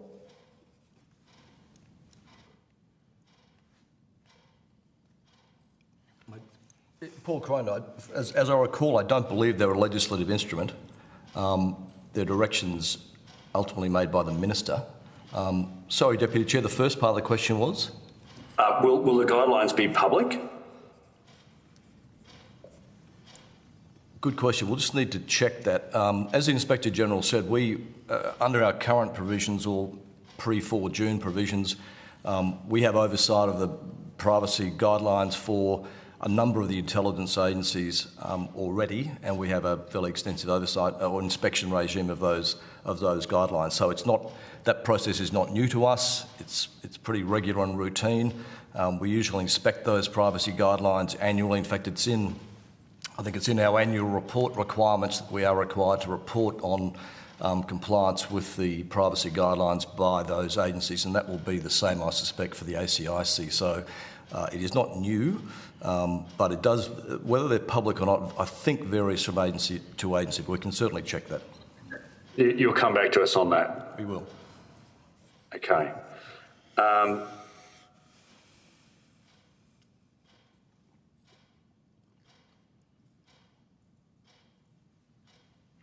Now the ACIC sits wholly within the IGES jurisdiction. Are there overlaps or gaps between your oversight and that of other integrity bodies that this committee, the PJCIS, should be aware of? Ms. Petrie could probably best answer that. Hayley Petrie, Assistant Inspector General. I think we're very comfortable with the oversight regime. There is a transitional period between us and the Ombudsman, and we are working very closely with the Ombudsman to maintain and ensure that there's no gaps in the process. Did the Ombudsman's office want to comment at all? Thank you. I agree with that. We've been working cooperatively to ensure a smooth transition and sharing of information between the agencies. To the Deputy Ombudsman, you're probably best placed to answer this question. In fact, I'm sure you are. Having previously had the jurisdiction of oversight over the ACIC, do you see any issues in what you may have identified in that oversight process that haven't been picked up in the bill that you think should be? Thank you, Chair. No, the issues that we've picked up were in relation to the ACIC seeking to do intelligence gathering work through a law enforcement framework. So the bill squarely addresses that. There is some further work to do in relation to the consequential and transitional amendments bill, but I understand that that's in the works. That's coming. Yeah. Due by the end of the year, I believe. So I think it's those two pieces are quite critical to sit together so that the full suite of covert powers can be used for intelligent purposes and subject to appropriate safeguards and oversights. Do you want to give us a bit of a heads up as to what we should be looking for? Because that consequential bill will no doubt come back before the committee. You say that, okay, there may be other things that will get picked up, but do you want to give us a bit of a heads up as to what we should be looking for when that does come before us? Sure. So I think from our perspective, this bill is focusing on controlled operations. But there's other powers that are used, for example, the surveillance devices, telecommunications intercepts that will still be used for the purposes of law enforcement rather than intelligence gathering. And to ensure that those powers can be used by the ACIC for their intelligence gathering activities and function, those thresholds need to shift from law enforcement to intelligence gathering. And as I understand it, that is what will be picked up as part of those consequential amendments. But I might just check whether there's anything further that my colleague wishes to add. No? Okay. All good? Excuse me, Chair. Paul Cronin, Deputy Inspector General. Just going back to your previous question regarding the privacy guidelines, I can confirm that they're not a legislative instrument and they are required to be published on the department's website. So they will be made public. Thank you. That saves you one job. It does. Thank you. All right. Thanks, Chair. Thanks a lot, Deputy Chair. I just wanted to check, did any other colleagues want to jump in? Otherwise, I've got a few questions before we move on. I'm okay to put mine on notice in the interest of time, Chair. Okay, excellent. Look, I just wanted to ask Inspector General, just given that, given some of the line of questions by the Deputy Chair and the ministerial decisions and the role of the independent examiners, does the IGES have any role in the oversight of this two-stage authorisation process for the coercive powers? I don't know, it's something that you or the Deputy might want to... Yes, I don't believe so, but Mr Cronin would probably know better. Yeah. Or speak through. Thank you for the question. Tracy Fox, Principal Lawyer. Our jurisdiction will extend to compliance with legislation, policies and procedures. So if there were instances where the Inspector General were minded to conduct an inquiry into compliance with that regime, he would be well within his jurisdiction to do so. Sorry, was that a yes or a no? Sorry, I didn't. It's a post facto involvement rather than contemporaneous involvement. Yes. All right, thanks for that. In terms of the IGES examination powers, sorry, the ACIC's examination powers are broad and very similar to the ASIO's questioning warrant powers. Historically, they've been used now, I think, far more frequently. I was just wondering whether the IGES plans to attend the examinations on a much more regular basis. We haven't really had discussions about that, but you're certainly right. I think there've only been 5 questioning warrants issued by ASIO the last 5 years, whereas the ACIC was doing dozens, if not more than that each year, and they were frequently subject of judicial review. We would need to consider the benefit of our attending those inquiries, but you're right, we certainly have the authority to do that. They're obliged to advise us when they're convening them, but they happen around the country very frequently, often, multiple hearings on in multiple fora. I guess it goes to my real next question here. Are you satisfied that your office has the resources that it needs to provide that effective oversight of these powers? We did receive significant budget uplift as a result of the Sonic Act, and our budget is in good shape in that regard. Recruiting staff is an ongoing challenge for the agency because of the need to have all our staff positively vetted. We're engaging with that challenge in as many constructive and inventive ways as we can, but it will be an ongoing challenge for us, yes. I'm sure you and many other agencies in the NIC. Have you also faced any difficulty in accessing information all the facilities that requires to conduct the oversight of the ACIC to date? Again, the people in Canberra might I best can answer that one, answer Michael. that. Thank you, Hayley. Thanks, Inspector General. Hayley Petrie, Assistant Inspector General. We have been working very closely with the ACIC during the transitional phase with the commencement of the Sonic Act at the beginning of June to ensure that we had all relevant access, both physical and digital, and we have already commenced inspections into the agency now that we have that jurisdiction. So in short, we have appropriate access. Okay, thank you. I know you touched on just before with the Deputy Chair, and your Deputy, but just in terms of other significant changes in this reform package that will affect the way that you and your team might provide oversight with respect to the ACIC's activities? Is there anything that you needed to flag with the committee? No, we are, of course, aware that there's more to come, but we haven't seen it yet. Okay. Could I just then quickly ask the Ombudsman, the Deputy Ombudsman, in terms of your submission, I think you note on page 1 that you've observed that the challenges faced by the ACIC in performing an intelligence function within a legal framework and using covert powers developed for law enforcement agencies. You go to that in your submission on page 1. I was hoping you might be able to expand on the challenges that you've observed and how they have affected your findings when conducting inspections with respect to the ACIC's activities? Thank you, Chair. The covert powers that the ACIC are using were designed for the purposes of investigating and prosecuting a serious offence rather than intelligence collection. So there's a problem for them with their thresholds. They wanted to do intelligence work, but the threshold was law enforcement rather than intelligence gathering. So we observed that created for them a bit of a risk in terms of being sure they could satisfy that relevant legal test.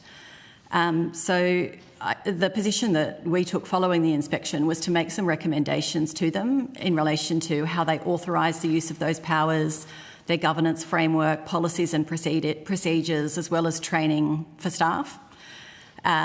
We did also suggest that they might want to consider talking to the Attorney General's Department about law reform, given the challenge that they were facing.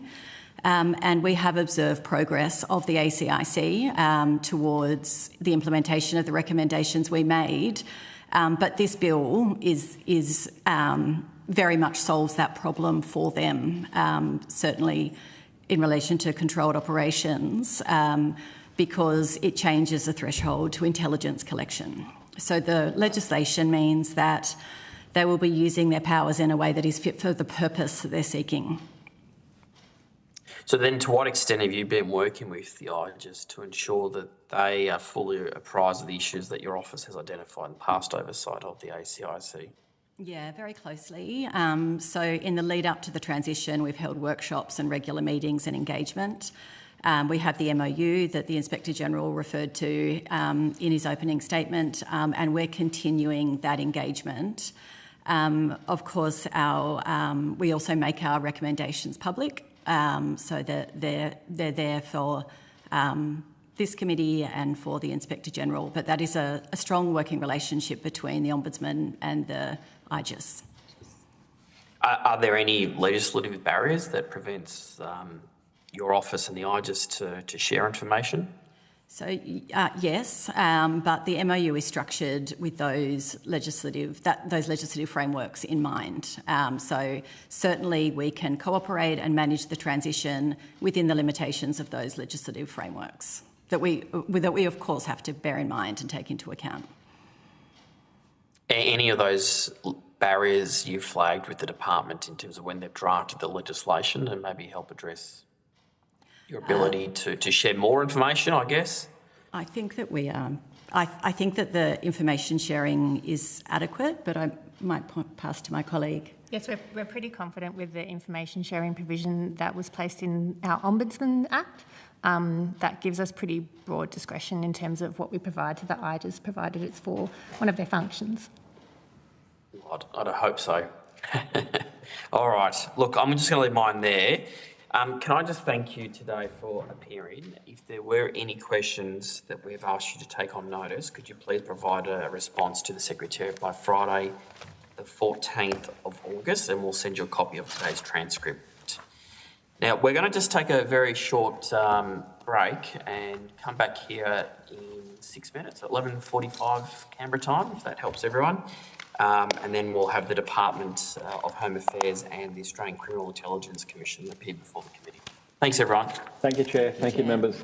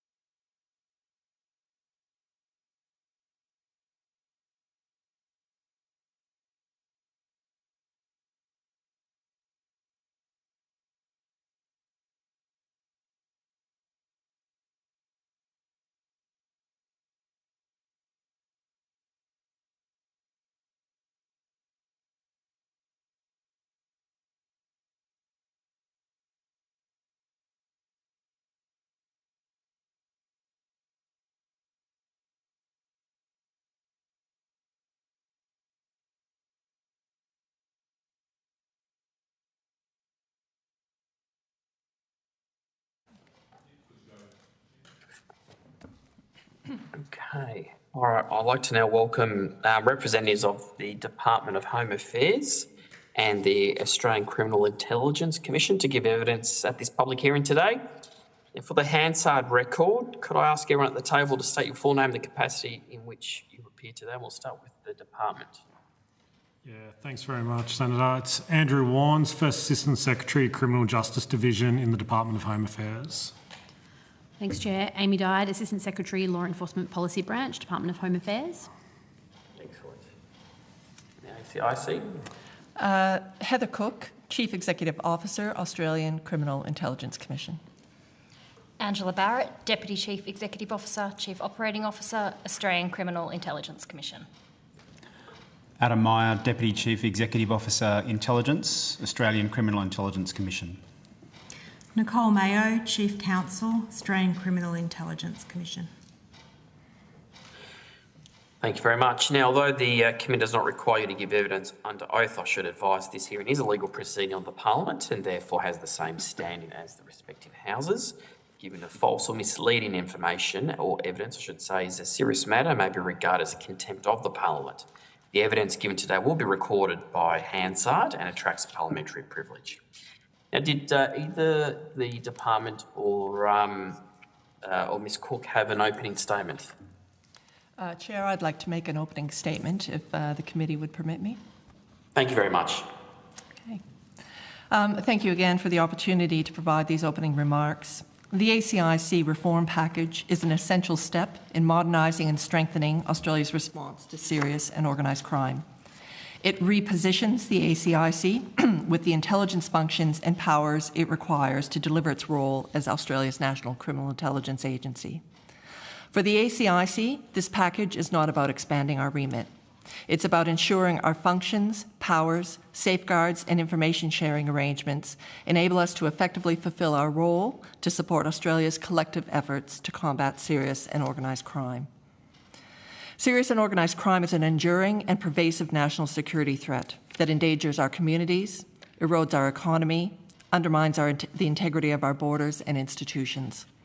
Criminal networks targeting Australia are increasingly globalised, operate across state and international borders, and exploit geopolitical, economic and social uncertainty to maximise their profits, often at the direct expense of the Australian community's well-being. The Australian Institute of Criminology estimates the cost of serious and organised crime to Australia now exceeds $82 billion annually, which is more than the national defence budget, and represents funding that could otherwise support essential services like education, healthcare, and emergency responses. Against this backdrop, the role of the ACIC as Australia's national criminal intelligence agency is crucial to inform efforts to combat serious and organised crime. The ACIC is focused on protecting Australia from serious threats by collecting, assessing, and disseminating timely and actionable criminal intelligence and policing information. We support community safety outcomes by sharing thousands of intelligence products, making criminal intelligence assessments, and undertaking millions of background checks per year. We also support more than 72,000 police officers and other accredited users to undertake crime prevention and day-to-day operations by providing access to national policing information systems. And while the agency and its staff are dedicated and committed, the ACIC has been operating under legislation designed for a different time and a different purpose. The current framework has resulted in a lack of clarity about our role, duplication in the system, created unnecessary complexity and risk, and limited how efficiently we can share intelligence and information with those who need it. In recognition of the scale and complexity of the threat, the government commissioned a first principles independent review of the ACIC and associated Commonwealth law enforcement arrangements. The independent review recognised that the functions and powers vested in the ACIC are no longer fit for purpose and inhibit the ACIC from effectively fulfilling its intelligence mandate. In line with the government response to the independent review, this bill comprehensively reforms the ACIC's powers and functions, ensuring the agency can operate in the anticipatory phase to produce more actionable and timely intelligence to support national efforts to combat serious and organised crime. Critically, it removes duplication by ensuring the ACIC fills a critical gap rather than undertaking work that Australia's effective police agencies can already do. This will strengthen our collective response and close operational gaps. The bill supports the continued delivery of national policing information systems, nationally coordinated criminal history checks, and criminal intelligence assessments, which play an essential role in hardening the environment against serious and organised crime. It establishes a streamlined information sharing framework that will enable the ACIC to share intelligence with partners in a timely manner. The package also recognises that capability must be matched with confidence. The reforms strengthen the authorisation and oversight arrangements that apply to the ACIC's powers, providing clearer thresholds and implementing ministerial authorisation. The second bill, the National Policing Information Charges Bill, enables continuity of the financial arrangements that ensure the ACIC can support the sustainability, reliability, and integrity of critical national policing information systems. The significance of this reform package for the agency and our work cannot be overstated. Serious and organised crime is evolving faster than legacy arrangements can support. The package gives the ACIC a clearer role, a more coherent legal framework, and stronger safeguards to support the national response. The reforms will be accompanied by a package of consequential and transitional amendments, which will make necessary changes to Commonwealth legislation to give full effect to the independent review. Their introduction is a matter for government. Together, these bills will better position the ACIC to deliver its role, allowing it to focus on obtaining and disseminating critical intelligence to support Australia's collective efforts to combat serious and organised crime. I'd like to take this opportunity to acknowledge my staff and our colleagues at the Department of Home Affairs for their dedicated work to develop the significant ACIC reform package. I also thank the committee for its review. Thank you, Chair. We're ready to take your questions. Okay, well, thank you very much for that, Chief Executive. Now, I just want to say the department, did you have anything you wanted to add before we kick off questions? No, happy to leave it to questions. Thanks, Chair. All right. Deputy Chair, do you want to kick off for us this block? Sure. Thanks, Chair. Thank you for your appearance today.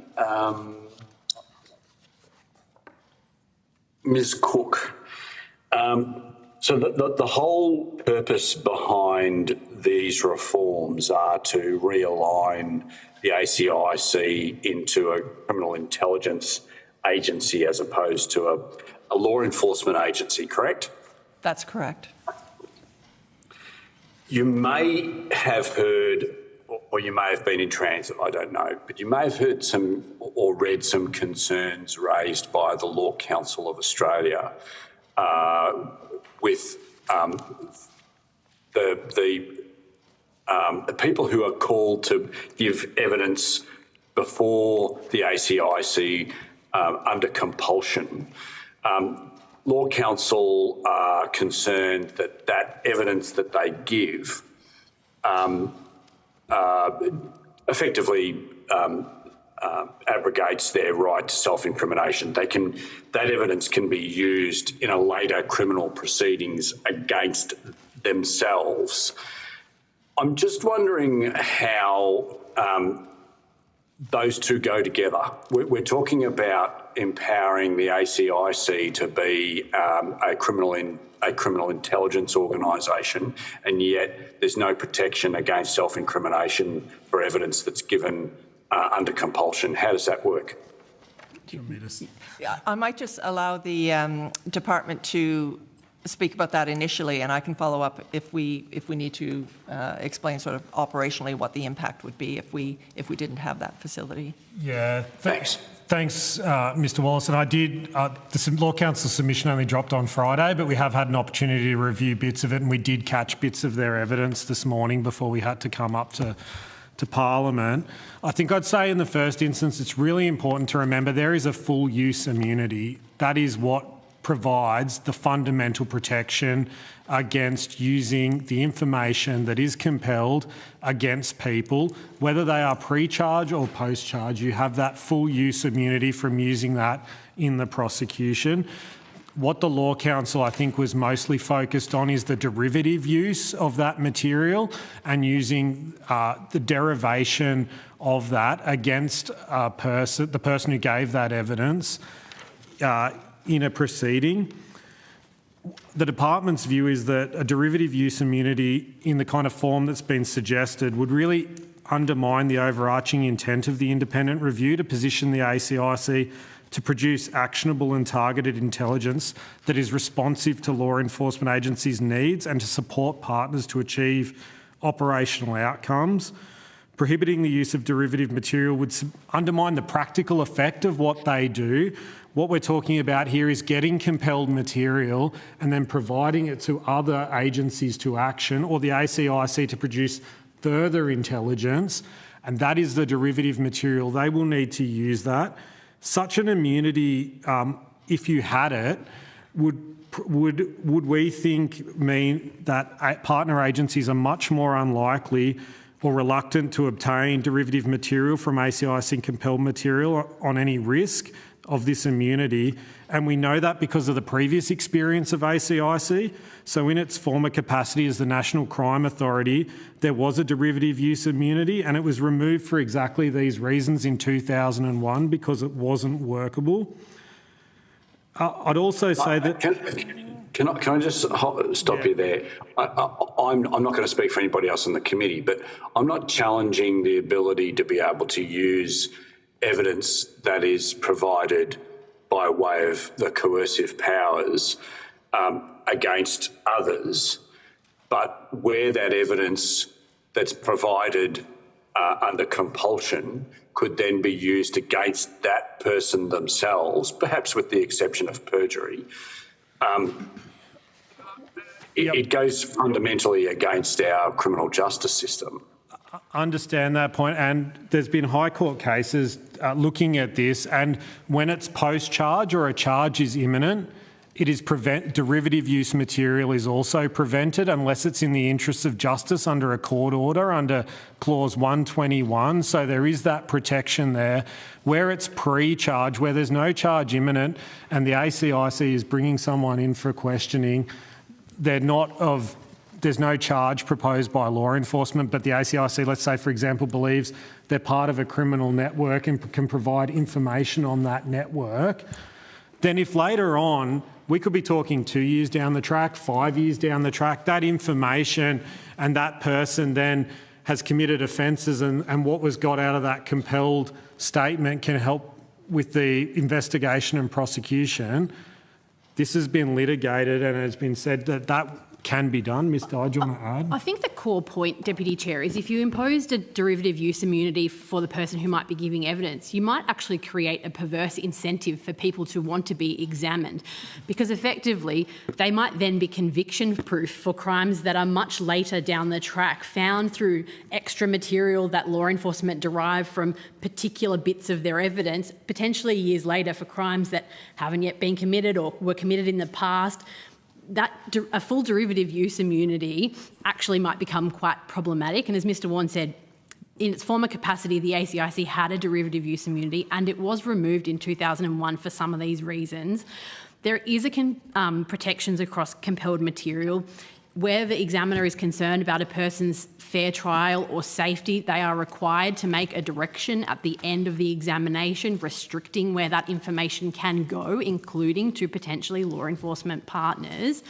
We think there is a nice balance struck here, and one that, as Mr Warren said, X7 in the High Court was very clear. You can examine someone post-charge as long as it is clear on the face of the legislation and as long as there are very tight safeguards that prevent the compelled material, which is their direct testimony or things they produce in the course of the exam, is prohibited from going to prosecutors, and those safeguards are in place in this bill. Where are they in the bill, please? So provision 121, as Mr Warren said, outlines that then is required to be in place a court order where a person is examined either post-charge and it stops their compelled material, which is, as I said, their direct testimony, and also makes clear that if there's derivative material that is obtained after a person is examined post-charge, that also requires a court order to be provided to the prosecutor, and the court must consider that it's in the interests of justice to utilise that information. So 119 in the bill and 120 talk about disclosing of compelled material and derivative material, and 121, which Ms Dyde just referred to, then goes on for that court order, and 1A and 1B about the interests of justice there. Okay. All right. We can... Sorry, Can I just add something, Mr Wallace, from the ACIC's point of view?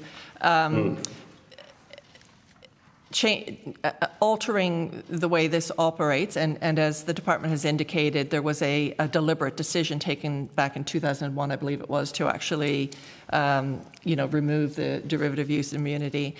We would argue that re-implementing it or reinstating it would have a serious impact on the operational effectiveness of the coercive examination regime. And would be very difficult to make workable. And again, for all of the reasons that the department has outlined, it could have perverse impacts on how examinees may exploit that examination benefit. And it is also very difficult to determine it would mean very difficult to determine what information during an exam may, at some future point, point to a different element of crime, may provide a lead that a law enforcement partner is pursuing that may result in different charges or different nature of crime being committed at some point in the future. Knowing exactly what that would be is very difficult to discern. So it would almost have the effect of us not being able to provide the intelligence from an examination to police partners, which would defeat the purpose of it altogether. Okay. The Minister for Home Affairs, under the coercive powers, it happens in two stages. The Minister authorises the use of coercive powers first, and an independent examiner then applies a threshold test. The Minister for Home Affairs issues broad public interest authorisations for coercive powers. These can be framed by crime type or by target rather than by a defined network. And then legally qualified independent examiners then decide each individual use of a notice, a summons or an examination. You may have heard me speak with the Law Council and then with the just earlier this morning about some concerns that even the IGES identified, that there's no disentitling provisions as to who can be an examiner in the ACIC reforms compared with, say, the ASIO Act, which expressly exclude an existing or former employee of ASIO from being in that same role. Those disentitling provisions aren't contained in these reforms. And I think there's a legitimate concern that an examiner could be seen to be not an independent person if, for example, they were employed by the ACIC or were a former employee of the ACIC. What do you say about that? Yeah, thank you very much, Mr Wallace. I missed the IGES evidence, apologies, but did see the Law Council evidence on this point. There is one fundamental difference with the ASIO appointment process which is worth keeping in mind, which is that it's a ministerial appointment process under ASIO. Here we're proposing to have a statutory appointment process, and that means the Governor-General appoints on recommendation... Come on. No, sorry, just to finish... That provides an entire conflict process that goes along with the statutory appointment process, which would include conflicting out the exact sort of scenarios that we have here. I think the review found that the examiner's independence was fundamental and that the provisions that ensured the independence of those examiners in the current ACC Act should be retained in the future Act. In terms of a disqualification provision, to your point, it wouldn't impact in the department's view what happens now in terms of examiners. There's no intention to appoint ACIC staff as examiners that I could talk to, and I'll get. Then why not exclude them? I think that was what I think you could. I think we're saying the bill as it cast, Mr Wallace, would provide for that anyway through the statutory appointment process and the conflict process.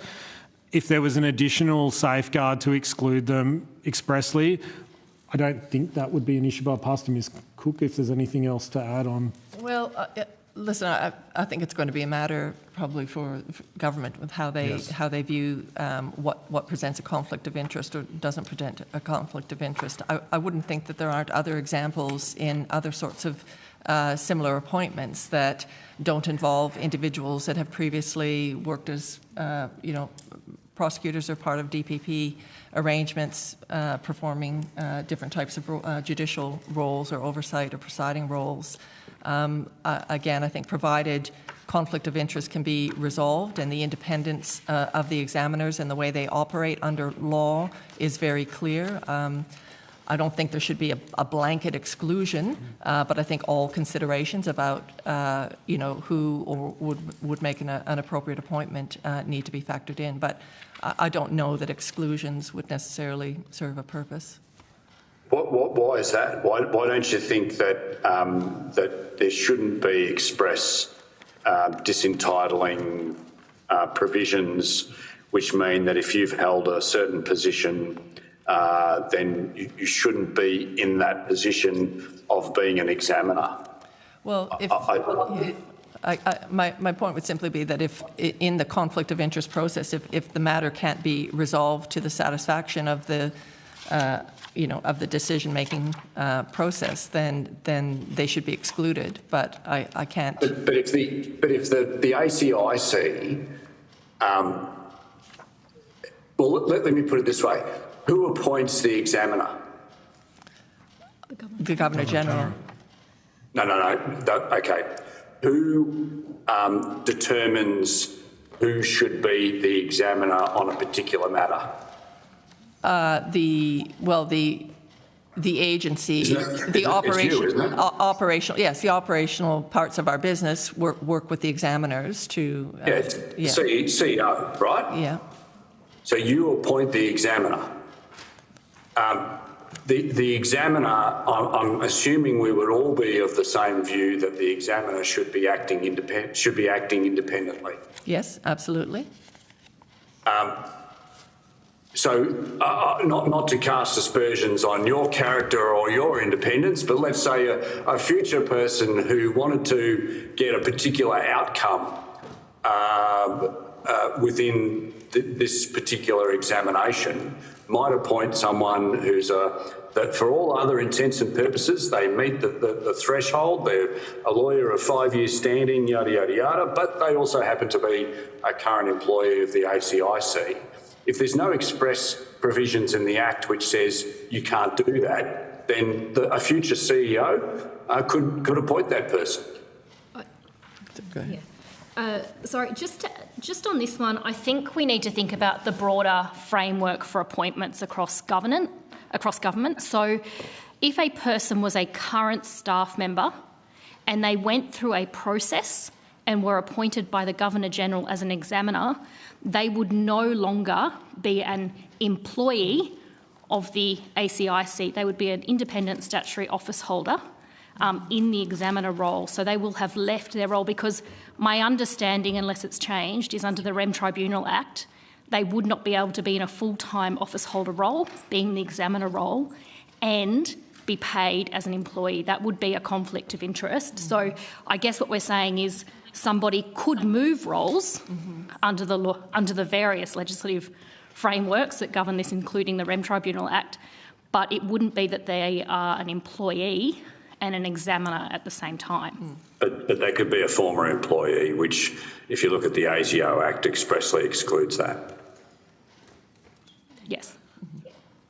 Yeah, I mean, let's not defend our positions on certain provisions that, if they make sense and they lead to greater independence, they lead to greater procedural fairness for the individual, but may just not have made its way into, the final cut of the legislation.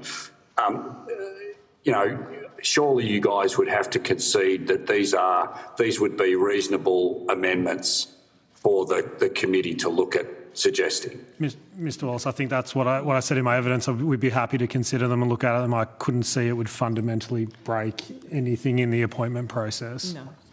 Okay, good. Thank you. But as Ms Cook said, just to be very clear, the final legislation is a matter for government, not for the department. Oh, yeah, no, I understand that. Yeah.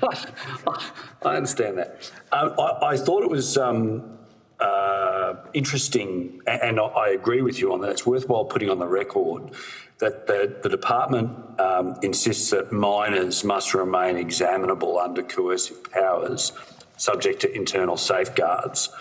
The reasoning is that exempting them would incentivise syndicates to exploit young people and would remove opportunities for early disruption. I hope I'm not mischaracterising the department's position on the use of coercive powers for minors. Yeah, thanks very much, Mr. Wallace. I don't think it's mischaracterising what we said. I think there's just a little bit more to it. There's a range of compulsory questioning frameworks across the Commonwealth. Very few of them, to my knowledge, have express carve-outs for minors and how they deal with minors. A lot of law enforcement and intelligence powers apply similarly to minors as they do to anybody else. I think what's really important here to note is this is currently the case in the ACC Act, and I won't speak for Ms Cook, but I know the ACIC has internal policies and procedures in place around how they address vulnerable persons, including minors. In this bill, to ensure the powers are exercised appropriately in all circumstance, the examiner must take into account all of those circumstances. Witnesses have that right to legal representation, and the examiner can also include additional people that can be present at the exam, and that would be, where it's the case of minors, people who could support them, whether it's a parent or a guardian or a child advocate. That can all be provided for at the discretion of the examiner to make sure they have the appropriate support. Yes, there's a big strategic organised crime question about would this provide an exception or a way in for organised crime, but I think more importantly, there's a range of protections in the bill already around minors. They're already exercised now, and to my understanding, the ACIC has done precious few exams of minors in the last 10 years. But I'll pass to Ms Cook if there's anything she wants to add. Yeah, that's right. It's an existing ability in under our current legislation. We'd propose to continue it. The internal frameworks that govern and manage this are very comprehensive. Again, it would be I guess a last resort or a decision that's not taken lightly. It would be used very sparingly, but I don't think we can deny that the previous environment and the current environment, we have increasingly amounts of evidence that demonstrate the extent to which young people are being recruited into this type of work, and they often carry very useful information. So we would want to be able to maintain this, but again, with all of the appropriate guardrails and accountabilities and oversight that would take into account the age and vulnerability of the individuals concerned. And just to add to that oversight point, Mr Wallace, I think the IGIS and the plenary power the IGIS has to review, it would take particular interest in any cases where a minor was going to be examined, given the rarity in which it happens.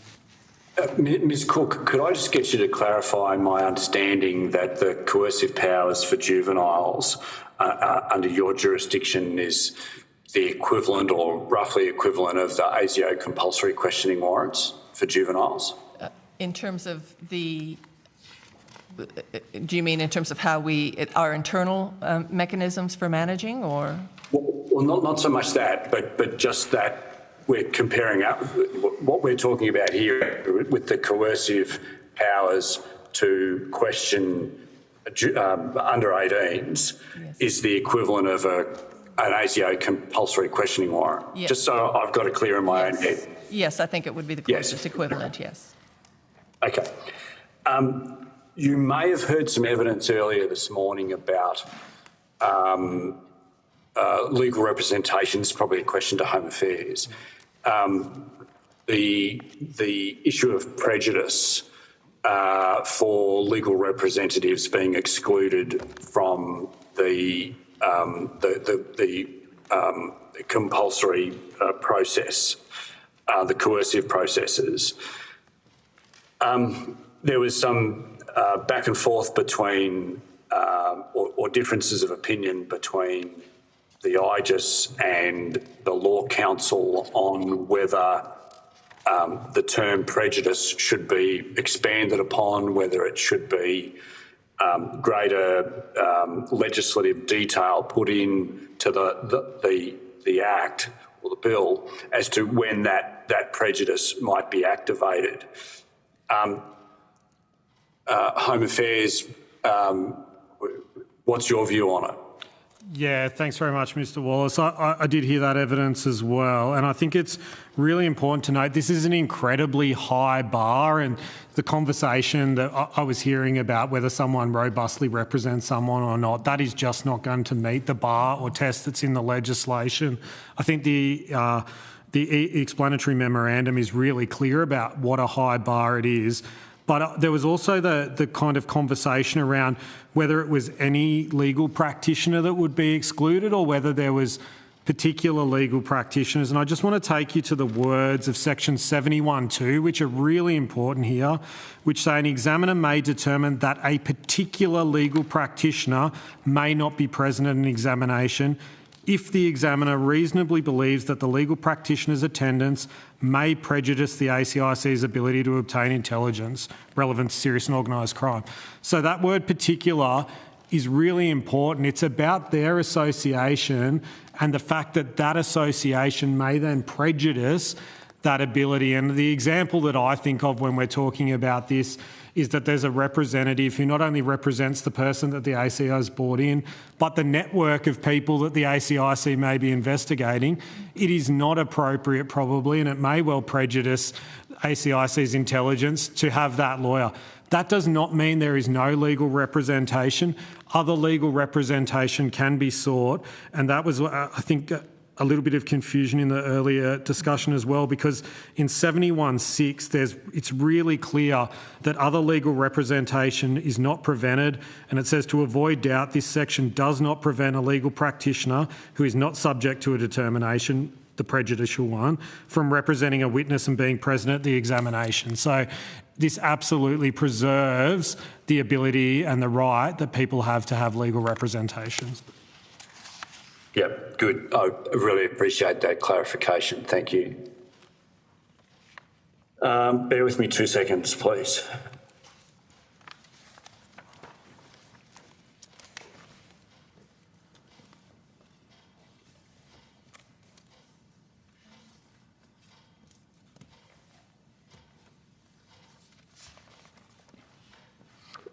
The bill relies heavily on broad public interest authorisations by the Home Affairs Minister.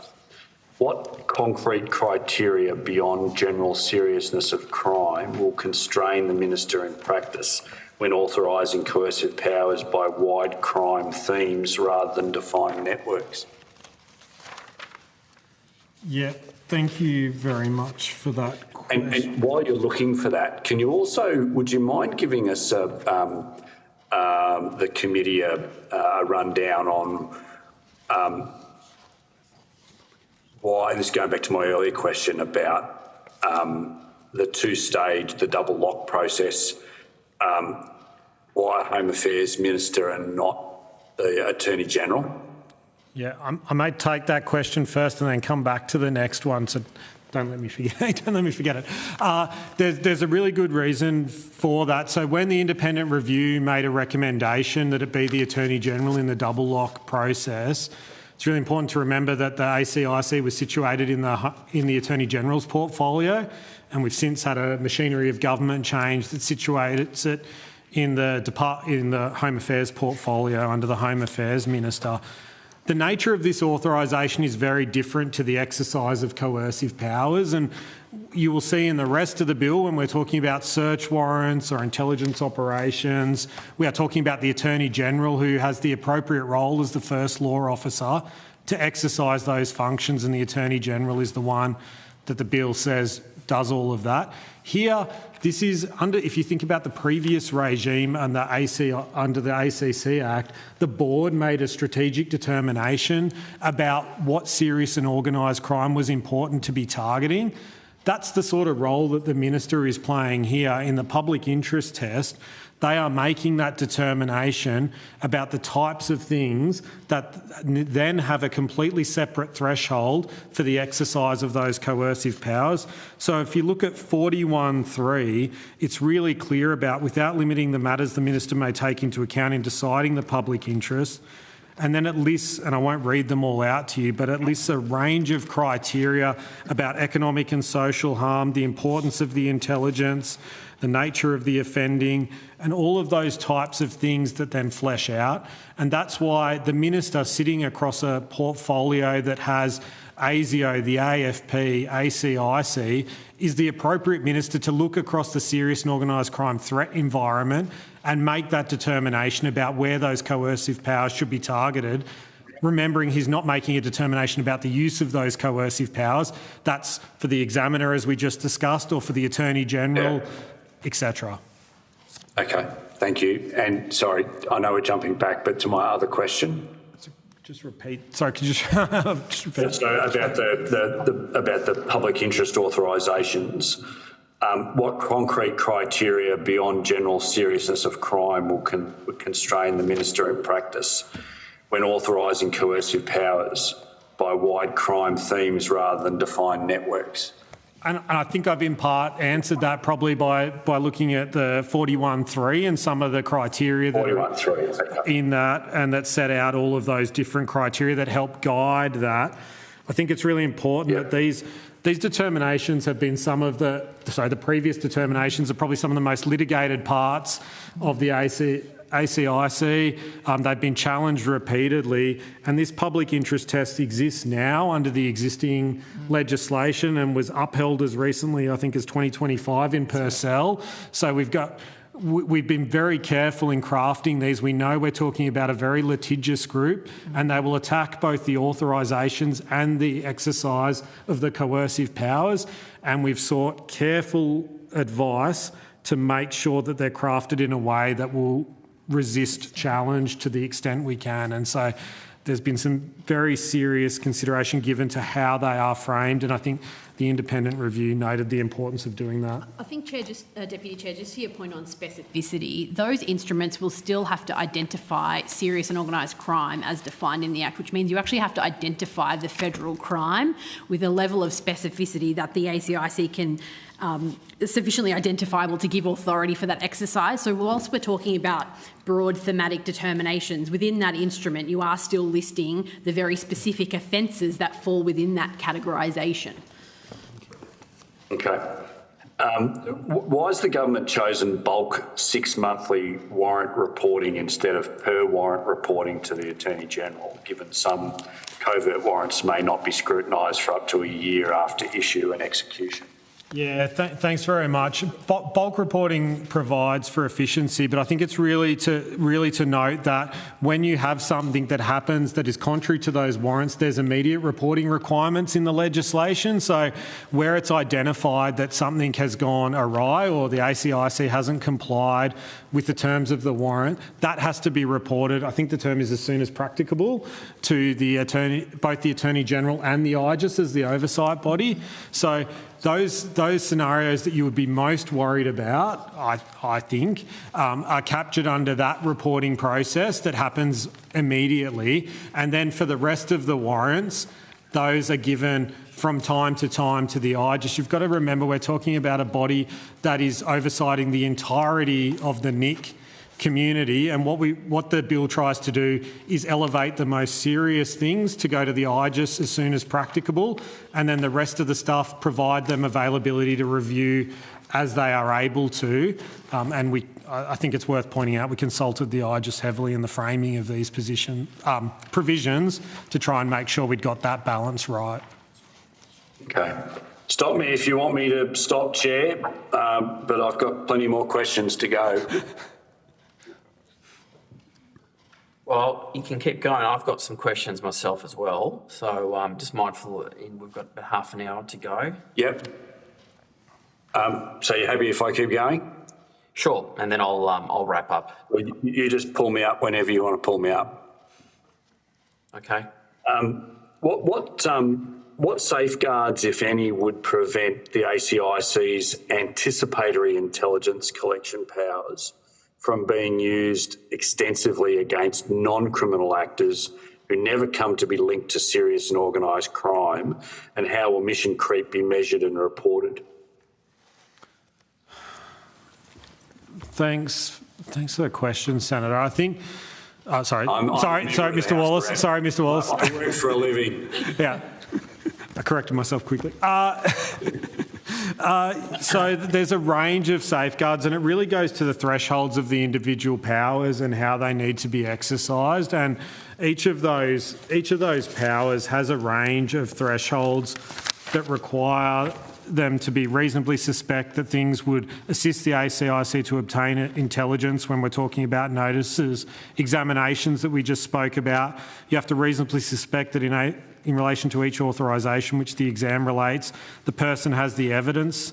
And I think really importantly, overall, the examiner has to be satisfied that it's reasonable in all the circumstances. And oftentimes, to my understanding, we are talking about occasionally third parties who will have evidence of a crime network, and it is appropriate to get that intelligence. But it comes back to each of those thresholds, and we just spoke about the authorisations that then sit over the top of that.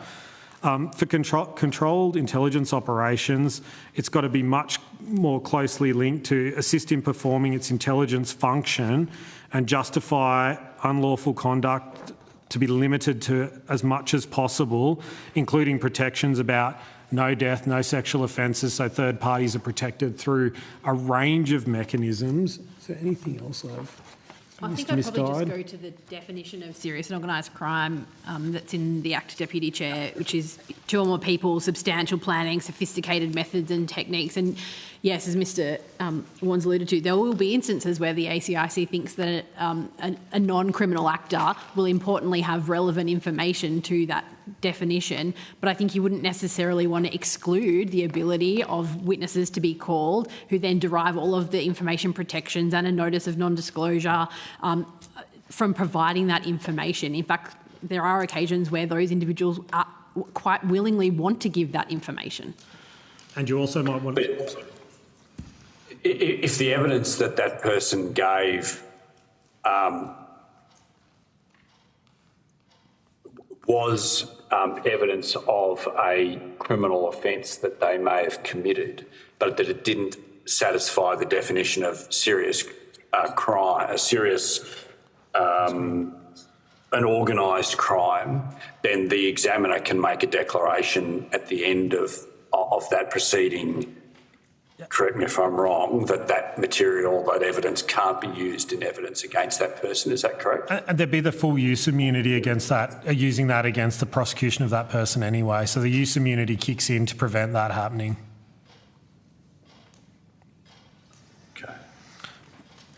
But the point I was going to add is it's often for those very reasons we spoke about use immunity and derivative use, that if you can get that same information from a third party who has that, that allows, I imagine, to derive greater intelligence benefit. But I should leave that to Ms Cook to answer. Yeah, that's true. Why is there no explicit ASIO-style statutory safeguard in the bill making clear that lawful advocacy, protest and dissent must not by themselves be treated as adverse intelligence activity? And why should the Parliament accept only implied protections here? Because we're not talking about a security and intelligence agency here that would be looking at protest or dissent and is looking at that kind of conduct that ASIO is looking at, which is security intelligence. We're talking about criminal intelligence here, and as Ms Dye just read the definition of serious and organised crime, that kind of conduct is not going to be caught up in in criminal intel. It's not a crime that we're talking about here. You don't think that there's a correlation, a direct correlation between organised crime and, I mean, you know, look at the caravan, the Dural caravan connection between organised crime and national intelligence. There's certainly a convergence, or there can be a convergence between ever-increasing convergence. But I think what you're talking about, or again, what the provision in the ASIO Act is about lawful dissent and protest activity, which is different than engaging in foreign interference or politically motivated violence, where there might be a nexus to serious and organised crime. As a general rule, as Mr. Warren's indicated, serious and organised crime entities in their own right, and again, we partner with an organisation like ASIO that has visibility or authority around the sorts of national security threats that they manage. We are looking for that nexus to serious and organised crime. But as a general rule, the motive and intention of serious and organised criminals is not to protest or undertake acts of public dissent. We've seen no evidence of that occurring in our threat cohort or our target cohort. Mr. Wallace, just to add, in our supplementary submission to this committee, that question was asked, and we went into a little bit more detail on page 5 of our supplementary submission about that exact difference as well. All right, thank you. Chair, I'm happy to throw to you and I'll come back for any other questions if we've got time. Okay, cool, thanks, Deputy Chair. Just wanted to ask, in terms of the key element of the reforms, from what we know is to broaden and modernise the definition of serious and organised crime, and I think, Ms Cook, you touched on this in your opening statement. Can you, as in the Department or ACIC, discuss why the changes are necessary, but particularly if you can include any examples of where the current definition has been problematic?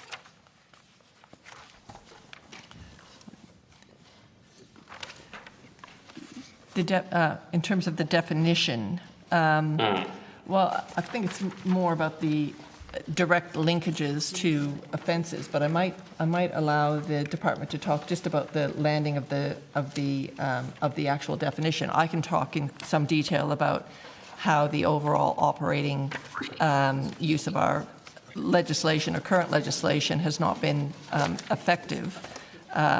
But it is the strong linkages in our current Act to very specific criminal offences that has, again... Well, do you want to start and then we'll get to the department? Yeah. Do you want to go first? Yeah. I'll let the department go and then I'll talk about how it can manifest in our space. So I think it's important to note there hasn't been major changes to the definition. It's what has been done is make sure that it's really clear what those elements are, and some of those elements exist right now. And then you have the federal offence and the definition of federal offence, which includes punishable for imprisonment by a period of more or 2 years. So making sure that there's a broad range of offending that can be captured. We know that transnational crime groups operate across the spectrum of offending, and sometimes it's that lower level offending, and understanding that leads to understanding the broader network and some of the more serious offending they might be undertaken. So that part has been expanded. We've also spent quite a bit of time in the explanatory material going through and kind of setting out some of those elements of the serious and organised crime definition, Chair, and they include, so you've got 2 or more offenders, substantial planning and organisation, and the use of sophisticated methods and techniques. And when you look at substantial planning and organisation, we've been really clear in the explanatory material, and it's para 201 of the explanatory material, that serious and organised crime requires substantial planning or organisation. It's intended to capture circumstances where thorough, detailed and considerable planning has been undertaken in relation to the criminal activity. This is not intended to capture opportunistic criminal offending, but the types of insidious and systemic criminality that cause widespread and detrimental harm to the Australian community and the economy. So been really clear there about where you will meet that threshold for substantial planning. Also around sophisticated methods and techniques. In para 204 of the EM, and I won't read them all out to you, but it details in some specificity what is required to meet that limit of using sophisticated methods or techniques, and it can include things like widespread use of encryption and emerging technologies to obfuscate activities, concealment techniques to prevent detection of trafficking of illicit goods, laundering of proceeds of crime through a web of complex finance. So we've stepped out all of those things in the explanatory material to make it very clear in the definition how it will operate. It's really important to know that the definition doesn't operate by itself. It's the thresholds that have been changed in each of those powers that we've been speaking about, whether it's the search warrant powers, the criminal intelligence, the intelligence operation powers, the examination powers, linked back to that serious and organised crime definition that give the ACIC the flexibility under this legislation to perform that function that the review said they should be, which is to be the premier criminal intelligence agency.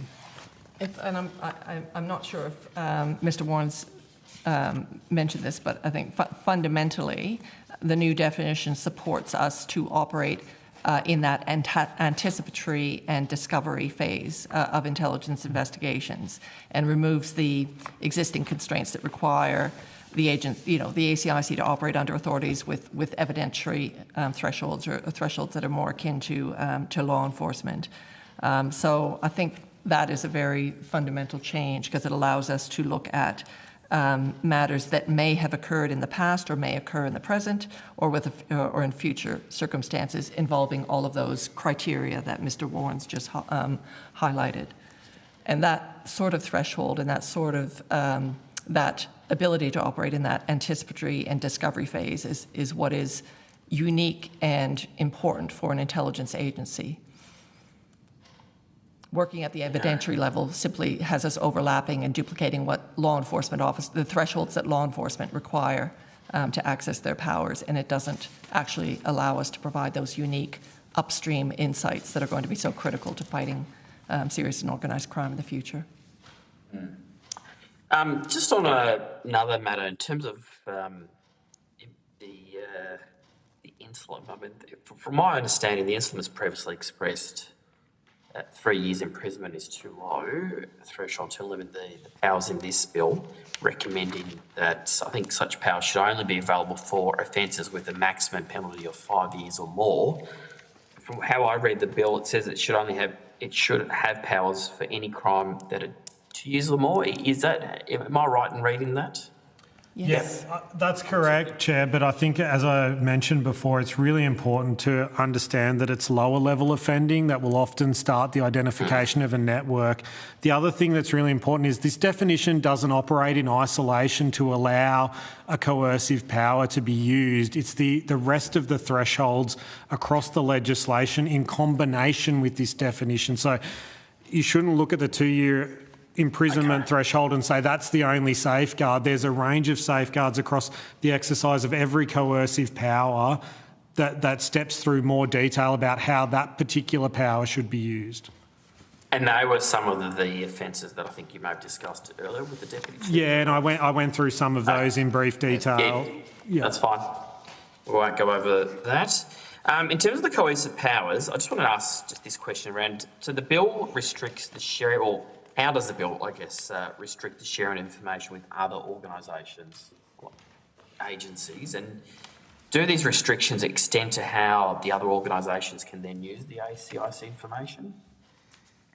Yeah, thank you. The bill does, and it provides a range of restrictions, particularly in Part 8 around use and disclosure.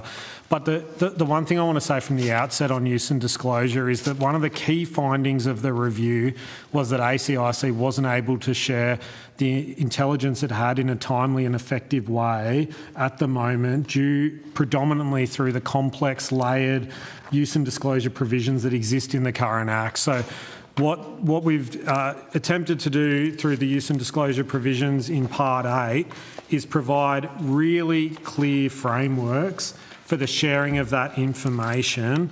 And so particularly when you look at 221 and what can be authorised communications, the Director-General has a clear power or to provide that in the course of performing their functions or duties, to provide that information to agencies, and also under 222, I think it is, they can give directions about how that can be done and limitations on that.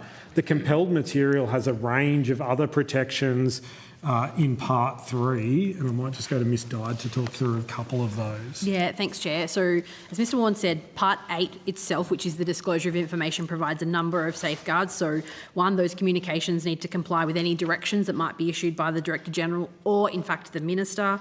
Communications need to comply with any other laws or restrictions that might be in place, and that's where we'll get to Part 3, where we're sharing for the purpose of another agency's functions. There is a set list of mandatory considerations that apply.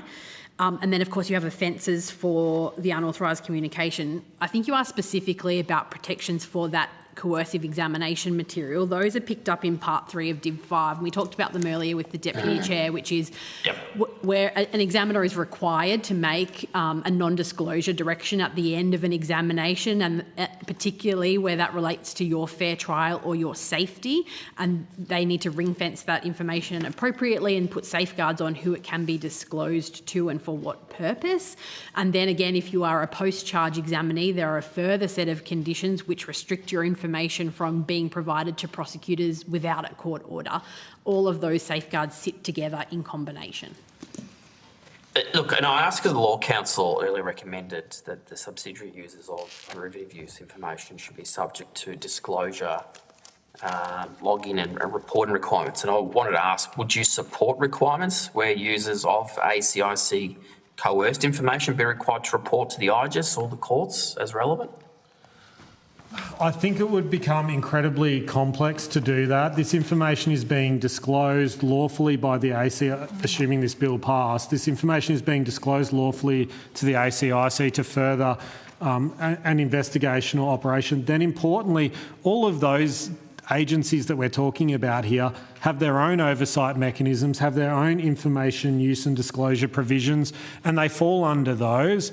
And so tracking back like the derivative use, if it goes down a chain of 3 or 4 or 5 people, and understanding how and for what benefit that reporting would be, I would think would make it incredibly complex and cumbersome, and risks the effective use and disclosure of that information would be my initial reaction to that recommendation, but I'll pass to Ms Cook. Yeah, I think that's right. I think it would be, you highlight all of the appropriate mechanisms that allow for the, safe and secure sharing of intelligence that operate effectively every day with relevant agencies, and that this legislation maintains all of those necessary protections for the examinee that need to be afforded them.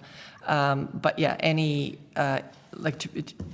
if I understand what you're saying, Chair, is a need for those in receipt of intelligence that might have been derived from an examination having to have some sort of a reporting regime or some sort of an oversight regime of that. Is that what you were suggesting? Because I think it wasn't what I was suggesting. It was what the Law Council. I see. It would be unworkable given the volume, I think, of information. I guess ultimately, we have to give the public confidence and that there's integrity within the system. Chair. It's all well and good to say that the agencies, department and this committee might have that oversight, but we've got to give the public confidence that what we are doing, if it is in secret for good reason, there is still the appropriate checks and balances in place. Chair, we might just clarify, because I think you might be referring to recommendation 16 of the Law Council submission. I might get Ms Dyde just to clarify that that's not a disclosure provision, and I think there's been a little bit of confusion about that. That's right, Chair. I think the Law Council suggested tightening section 118, just for absolute clarity. Part 118 does not provide a lawful authority to disclose information. All of that is captured by Part 8, as we talked about. 118 basically provides if you've been provided it lawfully, then you can share it, but only in accordance with the provisions in Part 8 and Part 3. And so that means you're still, any use or disclosure of that compelled material is still subject to any directions made by the examiner, and those directions are calibrated to limit disclosure and on-disclosure where it's appropriate. And then any other use of compelled material by persons, if they contravene that direction, you fall foul of a secrecy offence, which has a maximum 10-year penalty. So I just want to be very clear that that suggestion that we tighten 118 isn't quite right, because that's not the disclosure framework. That is happening in Part 8, and that is happening under the compelled material provisions. But the point, though, is that consideration should be given to supporting requirements that where users of ACIC coerced information be required to report to the IGES or all the courts. Or, I mean, doesn't it make sense to at least have it noted or reported? And where I guess the Law Council is saying either to the IGES or to the courts, if you're passing on that information. I think, Chair, that the Director-General has a role in providing that information to jurisdictions, and in doing so, she will do that under an agreement, arrangement or contract that imposes specific conditions on that agency about how they use that information. It's then the responsibility of that agency to apply and follow those conditions in how they utilise that information. But if she passes that information on, should that not be then reported to the IGES? I think my point was that then sits inside an information framework, and you're starting to build on overlapping oversight of a law enforcement agency in a state or territory reporting to a Commonwealth IGES when they have both their own oversight agencies that look at information provisions and disclosure and use, as well as the Commonwealth Ombudsman that for some of the Commonwealth provisions sits over the top as well. So you start to layer on oversight there, I would suggest. Sure, but I think the IGES is entitled to know what's going on. I mean, doesn't it make sense that the IGES have oversight? I think that there might be some understanding about what I'm or the Law Council's on about here, but I think every time information that's been coerced by someone is passed on to another authority, the IGES at the very least should know about it. So he or herself can satisfy and use their office to make sure that whatever information is passed on is done so from an operational point of view within the law and done appropriately. So the Office of the IGES has oversight of the ACIC's coercive examination regime, and it will be very open to their inspection officers to view absolutely everything from woe to go in respect to examinations, including the sharing of intelligence derived from an examination with relevant partners. So they will be able to satisfy themselves through their examination and inspection of that regime that the material is being disclosed appropriately with the appropriate caveats and being managed appropriately by the ACIC. At an appropriate time or after the fact, not immediately. I guess where they're going and where I'm going with this is, should there not be a requirement to report immediately to say, look, just to let you know, we've now passed information on to AFP, to state authorities, to some other body that we've used information from our process that we've passed on. I think that goes a bit to my point earlier to the Deputy Chair about the nature of IGES oversight. Like, it's not continual oversight immediately on every single power every single time. Like, the IGES, it would be a very, very big agency if it sat across the national intelligence community and looked at the exercise of every single power as it was being exercised. What it's designed to do, I think, is get notified about the use of the most intrusive powers, and then has a plenary power after the fact to look at what has been done holistically is appropriate. So in this bill, when we're talking about coercive examinations, they are going to be on notice that there's an examination taking place, and they can be present at that examination. The bill provides for that. They will then be aware of the examination, and that allows their oversight function to track through everything that flows from that, including, did the Director-General put appropriate caveats on the information? Was it passed in accordance with their functions? They look at the entirety of the probity of the way that the agency has done that. It's not a ticker box exercise. It's, have they gone to the spirit and intent of the legislation and done that appropriately in all the circumstances? So you get that holistic oversight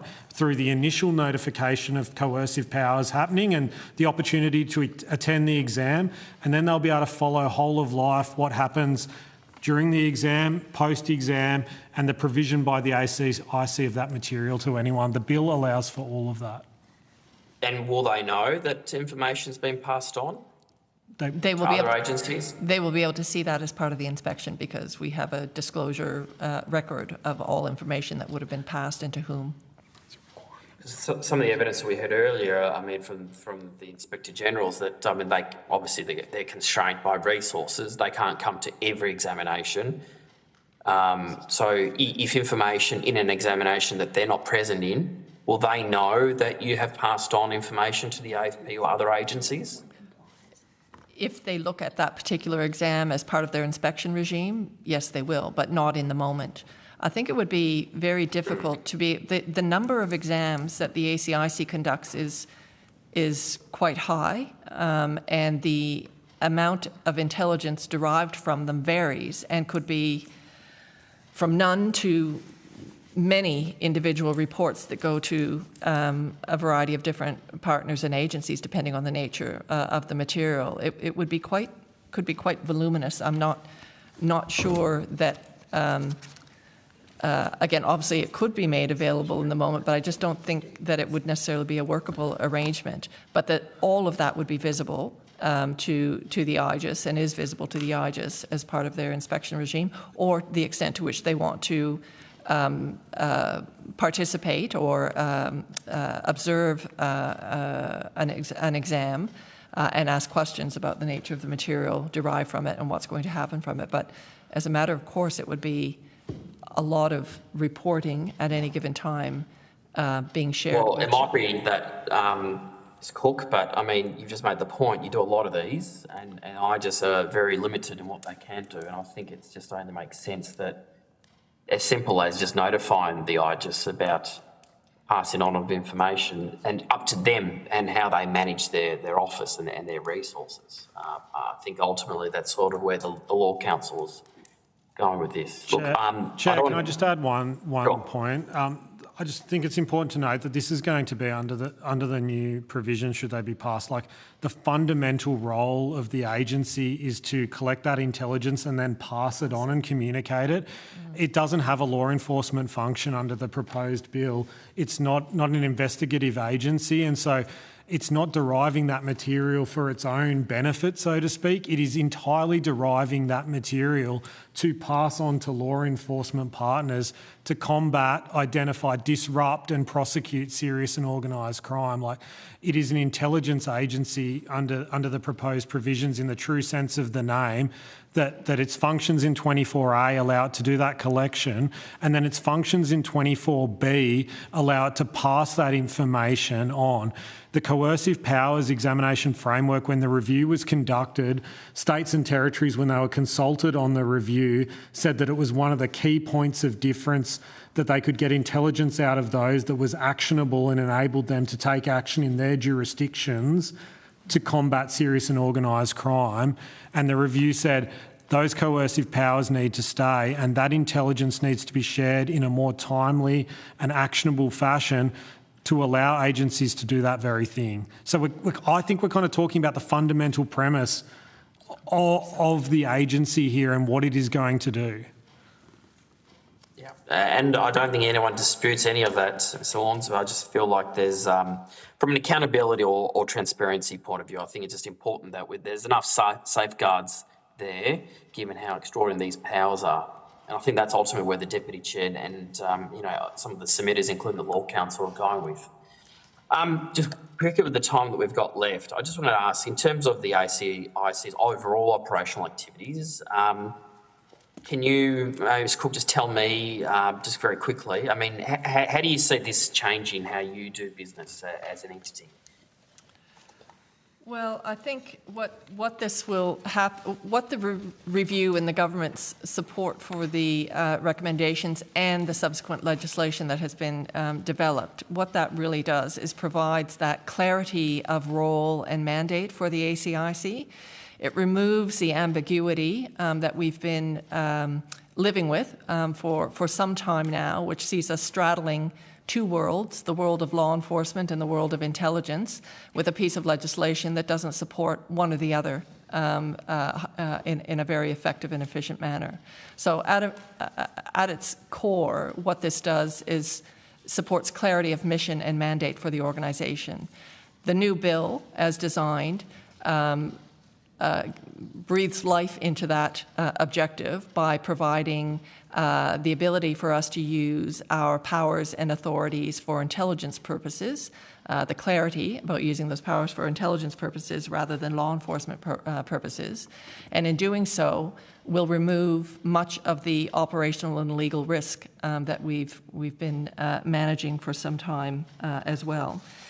The bill also ensures that our powers are modernized where they need to be, and that is in respect to taking consideration of the prevalence and importance of electronic devices, electronic media in the collection work that we do, and so it better enables the organization to collect relevant intelligence in respect to the way in which serious and organized crime entities are using electronic devices and technology.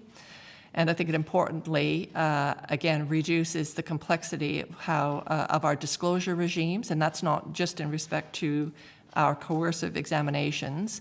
The entirety of our current legislation, the ACC Act, provides for a very complex disclosure regime that does render us less efficient and less timely in our ability to get information out of the agency and into the hands of those that need to act on it.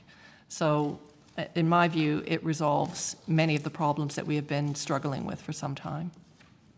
Yeah, and look, I'd imagine there'd be some sort of redistribution of some of the work you might be doing now in terms of how it changes what you do as an organisation. I was just interested to understand, given there's a lot more focus on placing intelligence gathering and assessment, as you say, at the centre of the work that you and your team do, I'd imagine some of the existing law enforcement work will also need to be maybe moved on or redistributed to other agencies. I'm not sure if that's how I understand it, but I was just interested to understand what are the challenges that you might be faced with as you go through a bit of a transition with this new bill. I think what this addresses is duplication. It doesn't create a gap. So it's not creating a gap that will need to be addressed. I think we will be able to fill a gap through this transition and allow our law enforcement partners to carry on and conduct their investigations in the manner that they've been highly effective at for some time. It removes the circumstance where under our current legislation, the ACIC again duplicates what law enforcement can do already. They already have certain powers, including, and this isn't included in this particular bill, but will be included in the consequentials, but around using things like telecommunications intercept or surveillance device. But in respect of this legislation, our controlled operations, being able to undertake controlled intelligence operations for intelligence purposes, not evidence collection, again, removes the overlap and duplication and the continuous deconfliction that we have to manage with our law enforcement partners. I think this will allow us to work much more coherently and seamlessly with them with this very clean lane, clear lane that we will now occupy as the criminal intelligence agency with powers and thresholds commensurate with an intelligence agency as opposed to the law enforcement. So strongly believe that we are reducing duplication and resolving and filling a gap, certainly not creating one in the system. Okay, good to know. All right, let me just check with other colleagues. Anything else anyone wanted to ask, Deputy Chair? You're awfully quiet back there. No? All good. All right, well, look, on that note, can I just thank everyone, both the department and the ACIC for attending today. Look, there being no other witnesses before the committee, I would like to now declare that this public hearing is closed. Thanks, everyone. Thank you, Chair. Thank you, Deputy.